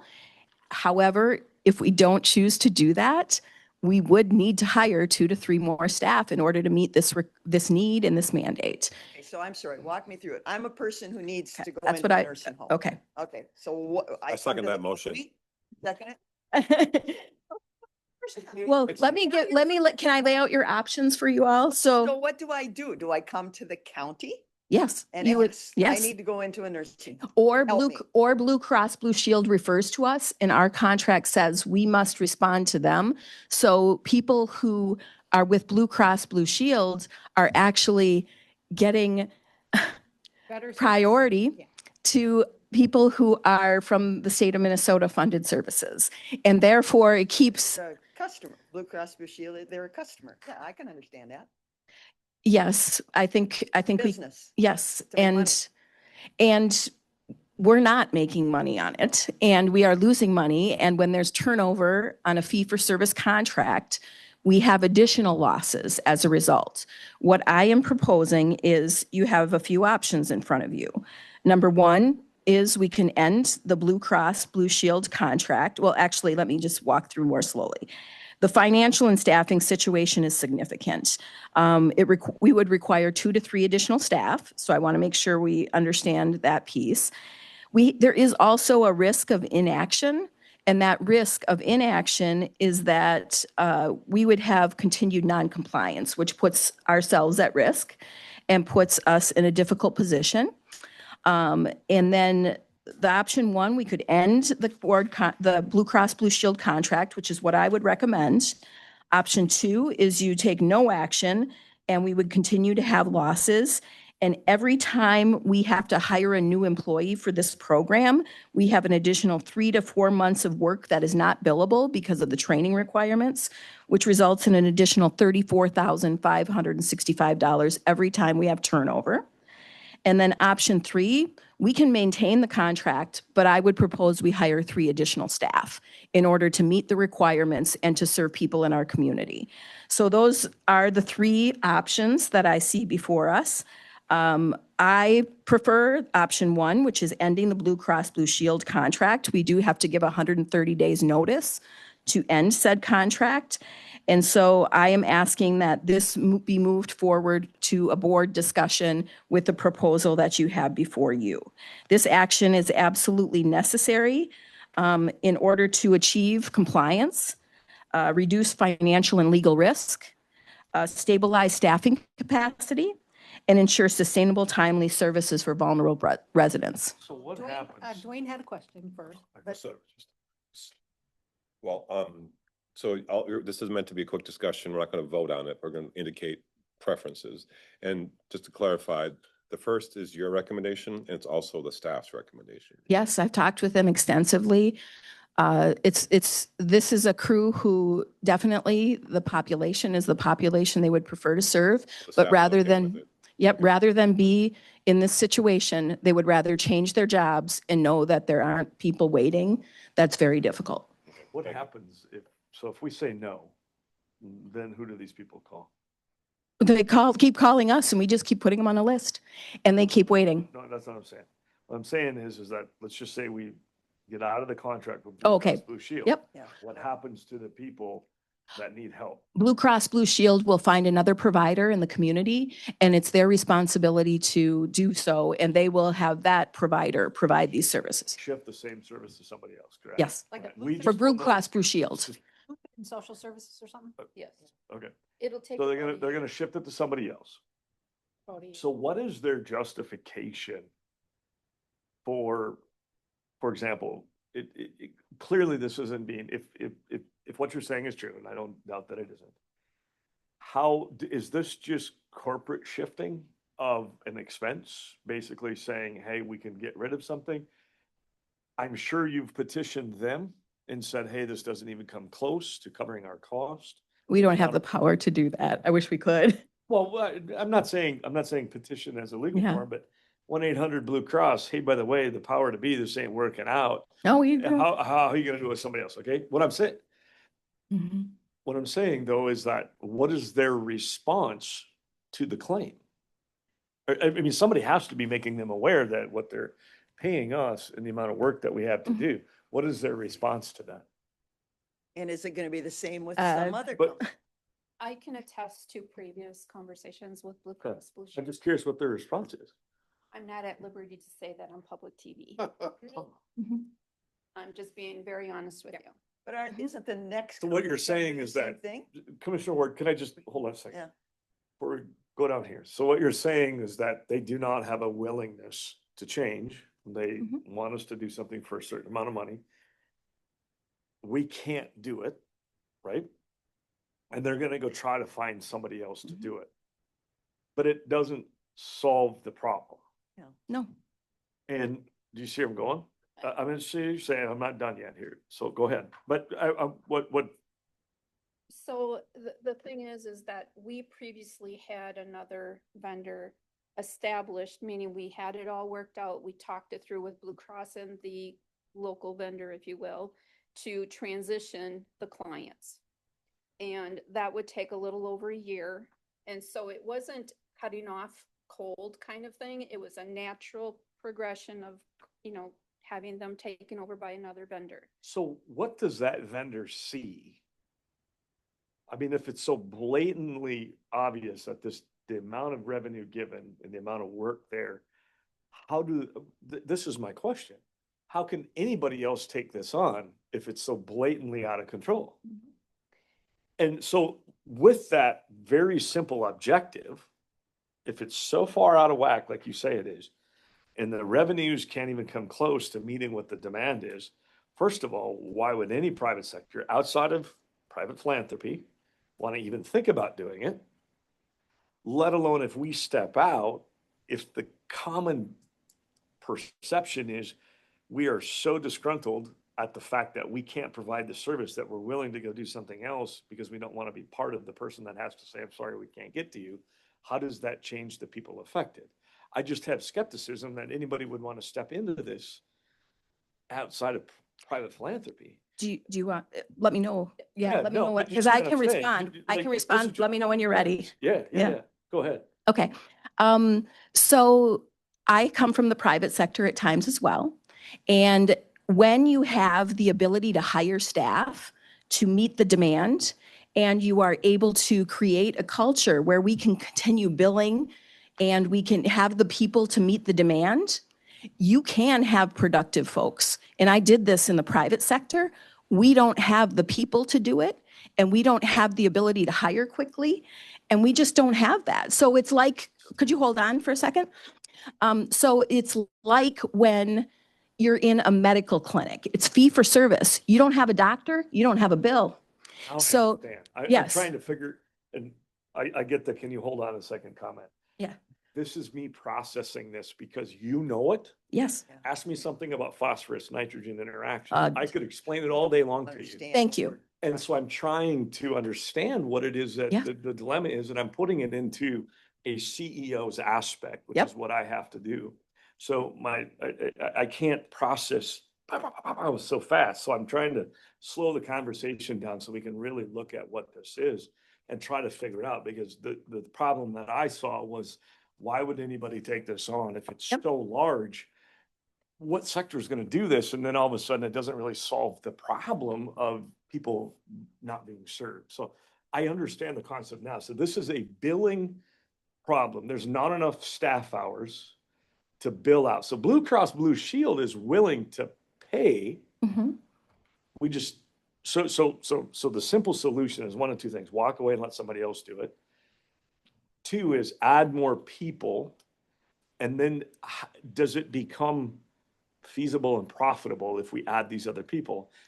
And can we maintain a long enough contract that we don't go hire 2, 3, 4 more people and they drop it on us and now we're stuck with the people? Does that make sense? Yes, completely. I know there are times in different organizations where it may be feasible. However, the hiring needs to be quick, and we need to move very quickly in the private sector, which is very different than the environment that we have. In addition, the costs of employees is very different here than it is in the private sector. Therefore, that rate that Blue Cross Blue Shields is paying, it's doable in the private sector. And it gets compounded by when we create a work environment, when you don't have enough people leave. And it becomes painful for people, especially in my line of work, to come back day after day saying, I committed my life to serving and I can't. I am seeing people on a wait list and it's not what I came here to do. And so we need to address those things. And I feel comfortable, and I really appreciate your recognition of my expertise in that I have run organizations and made that profitable and made things work. But you also have to have the flexibility, the ease with which we can take action, and the ability to make adjustments as quickly as possible. We don't have that in this environment. So when if we dedicate, so I'm weighing all options. If we dedicated a group of people to fill the void, what's the contract length and stipulations that we could guarantee us that work or that income? Does Blue Cross Blue Shield sign 10-year contracts, 5-year contracts, 1-year contracts? No, Blue Cross Blue Shield will do what you negotiate with them, That's what I'm asking. but that takes a lot of work, okay? And I'm just gonna tell What's the you, norm? they're not very amenable to Yeah, what's the changes. norm? 3 years, 1 year? What are these? what- 3, 3 years. Yeah. okay. So it's a 3-year risk to fill the void, which. Yep. I could compare But this we to will 100 other always things that I could talk about. be using yes. county levy to sup- to supplant this program because it's not 100% billable. Right. no. We're always going to use levy money for this. This is the DMV situation is really what it is. And when you move it to a private sector, there's just a certain amount of. Well, I would say it is and it isn't. It's not a mandated service for us, just like, and I agree with you on that. At the same time, you know, I think we have a choice and we still have people on the wait list that are not Blue Cross Blue Shield that are being pushed back, and pushed back. And so that puts us in a very difficult decision to serve the people we're mandated to serve. Yeah. It's the nature of the contract. They get hooked up with, I guess I don't understand. They- You're pushing paperwork to get people into service. No, it's not just pushing paperwork. The Blue Cross, they're. Yeah.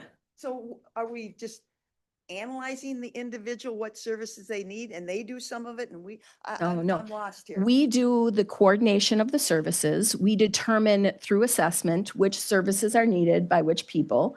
And then we authorize those services and we then make sure they get those services. What's Blue So we Cross are a Blue Shield critical, doing? they're paying us. But not enough. From federal dollar. They have a federal Well, contract? what they Is that- get is, Is that it through de- Medicare, Medicaid? Where's this money coming from? okay. Okay, so it comes through the Medicaid dollars and they pay a blanket amount in order for it to be funded. And then Blue Cross Blue Shields determines what they will pay and what services they will allow to be funded. So you got the federal government and then you got Blue Cross that's trying to do something. There's a lot of levels. And then we do some of the same thing? We're doing the same thing as Blue Cross Blue Shield? Or No, everybody goes through. No, Blue Cross Blue Shield contracts. So other counties do this as well. So this is not just Winona County. Other counties do this. But the issue is that we don't have enough staff. If we were getting staff regularly whenever there was a need, whenever the over 65 population grows, whenever the under 65 population grows, if we were able to add staff at that pace, this would be not as much of an issue. It would still be an issue because of the way in which we have the pay structure for employees. Okay. How much are we losing on this program? We're losing between, 6 is 230,000. We lost 230,000. yes, For How many- 2026, that's what our budget reflects. We're going to lose. the annual losses over the last 5 years have been between 88,000 and 230,000. So question for you, how many people are on your staff and what would happen if we dissolved this portion? This is not a facetious comment. How many people would be standing around going, well, I got nothing to do now? Oh, none. Not when I That's got my wait question. lists like this. I'm not asking, or I'm just simply trying to understand. I Yeah. would do the same thing to my managers, anybody else out there, because the idea is that you operate up here to make these types of decisions. So, okay, so you could reappropriate the staff that you have. We don't have to hire anybody. The big question becomes that there's somebody willing to take this on in the community. I believe, yes, there Our yes, vendors I that can do believe it. there is. Okay, because this is, I'm making sure that what we're not doing is looking at all these people saying, we're out, fend for yourself. We don't want to hire anybody, but I also don't want to hire people without some sort of a long-term vision and guaranteed contract that says, hey, the work is going to be there for you. So they're not standing around, right? Mhm. But at the same time, we can easily justify, even if somebody was standing around at 235,000, that would be like her standing around, which we know she's not going to do that at that salary range. So for one person, right? Well, you're 206 or whatever. So at the end, you see where I'm going with this. So we're just making calculated decisions, but I got to get on the same page as you first to understand that. So I believe if we're not just leaving our constituents out to dry, we can, if this avoids us having to bring more staff on without certainty, and we know somebody is willing to pick this up that can quote unquote do it more efficient, whatever they want to look at that. Not knowing all the details, I would gladly support stepping away from this as long as we can work with a transitional aspect. I know it's impossible for me to be objective, but this is something I think you two would like. In the past, I would have objected to this. I would have talked to staff, but if the staff is in favor of it, I don't want to leave people in the cold. This is how I viewed it was what you said this is the license center. This is DMV, et cetera. The private sector is usually more efficient. Yes. I think that. And they negotiate with federal government better than we do. I think the other issue is I have asked directly both the administrator and our director, would these people get worse service, right? Or would the service level be the same? And they're telling me because of our shortages, it could potentially be better. Which is the hope with the DMV as well, is that our taxpayers, our constituents they'll get faster and better service. And so how many At a cheaper people price. are on Blue Cross Blue Shield that we're doing casework for right now? 100? Oh, gosh, that's in the, thought that was approximately 400. yes, I believe 400 overall. That's more than I thought. can't And we would understand how- transition. Does Blue Cross Blue Shield go out and recruit them, or you sign up for Blue Cross Blue Shield Medicaid? People have a choice. You need to have a choice of two HMOs whenever Okay, so per that's county. their- So if you're on Medicaid, you need to choose between which HMO. Yeah. And so Blue Cross Blue Shield is one of them. It probably shows up first when you, when you And- Google it, shows up first. It will take us about a year to transition. Yes. 100 individuals. So the more we wait, the lot more costs we have and the less service we deliver. Is there an option 2 that's even relatively close to the suggested option? Is there something? I do this all the time. Hey, if the best option isn't an option because something happens, what would be phase 2? What would be option 2? Option 2 would be hire the staff so we can deliver the service. But What- you're saying there's a huge non-billable. Now, Yeah. if they're doing the work though, but why is it non-billable? if they're doing Because the work? insurance company makes and Medicaid makes different rules by service type as to what is and is not billable. If you're traveling, some services are billable, some aren't. So we still pay out the mileage, we still pay out the time for people to travel, but that is not always billable. It is different by service type in health and human services. It's a level of complexity that is like mind-boggling. It's significant, the degree to which different services have different billing rules. My wife is a director for a hospice company. She's been multiple directors for multiple companies and just keeps Yeah. getting to the top. And this is a constant dilemma that I hear about. Yeah. I don't understand it all. Again, ask me something about phosphorus, Yeah, right? the billable. But you gotta at least get the concept that there's so many rules and regulations. And this is why I go back and Yep. lay this out and put it in a perspective so really option 2, you are at both sides of the spectrum. I mean, you're always get out or you're gonna get in. Right. There's really nothing in between that you see something. you can No, continue. there's not. Because if you do, it's a great example of not meeting your threshold of scale. But And I think you brought that up really well, Commissioner Elsing, that it's a threshold of scale in volume that really gets in the way. And either you got the volume or you don't. And when you're in the middle, it costs us money. What's our neighbors doing? What's like the Houston's? They're hiring more people. Yeah. Okay. They're hiring more staff. In county staff. Yes. But at a Are they loss. having Yeah, Blue well- Cross, are they dominant Blue Cross or one of these It other depends. HMOs? So this is exactly what I'm saying. It's that threshold. If we don't have turnover, life is great. I've worked in companies where you have a great year and you're making money, okay? But next year, you're not making money. And so these are just realities of how the system works, because if you have any amount of turnover when you're doing fee for service, it has such a negative impact. And the hiring, it's 3 months of training to hire somebody. That's an automatic loss. Well, This is why I'm asking the questions, because what I don't want to throw the baby out of the bathwater, because I recognize that this could be a revenue stream, right? And to give up on it, and this is why I'm saying, that's why I'm asking because we can make money as a county to offset our tax base. And if we can get it out of an insurance company, great, let's do it, right? If you gave me the authority to hire people when I needed them and to make really quick moves, I would be there. But in this environment, we don't have that ability. And therefore, that is not feasible. The sketchy thing on this is that Blue Cross Blue Shield is not guaranteeing that. Our Oh, catch- they won't guarantee it. That's what I'm saying. Our catch 22 is that because we have such a difficult time letting people go once they're hired in our system with the union and stuff like that, does that? No, I haven't seen that be the problem, Commissioner Elsing. What I've seen being the problem is we can't go fast enough to get things moving. I'm just saying, what I'm Yeah. saying is that to hire somebody in government and then saying 2-3 years down the road saying, sorry, we lost the funding, we need to let you go, that gets hard. Yes, it gets hard for everybody, but I've done it. That's the thing, so. Administrator Holt, yeah. Yeah. So two things. This is what you just said, Commissioner Elsing, is exactly why we're proposing. Yes. Reassign people where we need them Yeah. to keep our levy down, minimize our costs, align our resources with mandated responsibilities, reduce our losses, stabilizing the staffing and operations, and also positioning the county for long-term sustainability.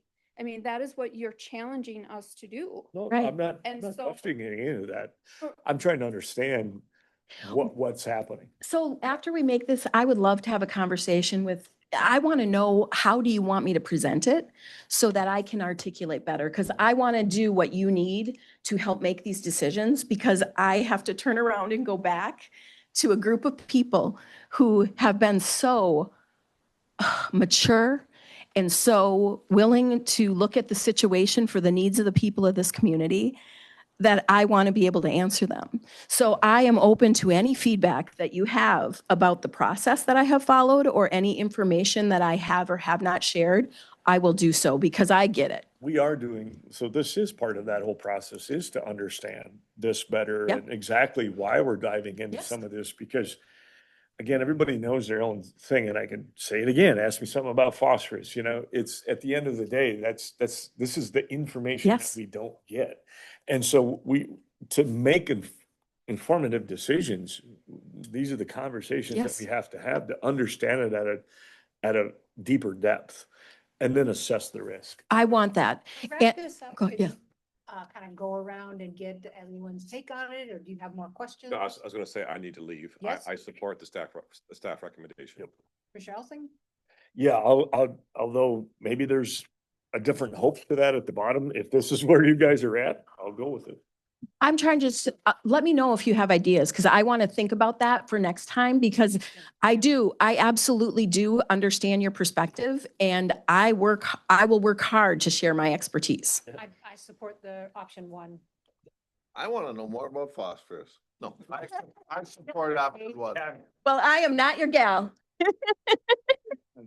I will go along with that, but I don't understand it well enough. You could take me a couple Okay. clients and explain to me Yep. where the problems are, why they get put on the waiting list, why we have so many people, and Yep. where's the paperwork snafu? I mean, and I know it's people we're dealing with, but it Yeah, sounds like it's a paperwork problem of Blue Cross is doing paperwork, we're doing paperwork, trying to get the person to the right place. Okay, I'll be thoughtful about that. Yeah. Thank you very much. Thank you, Bill.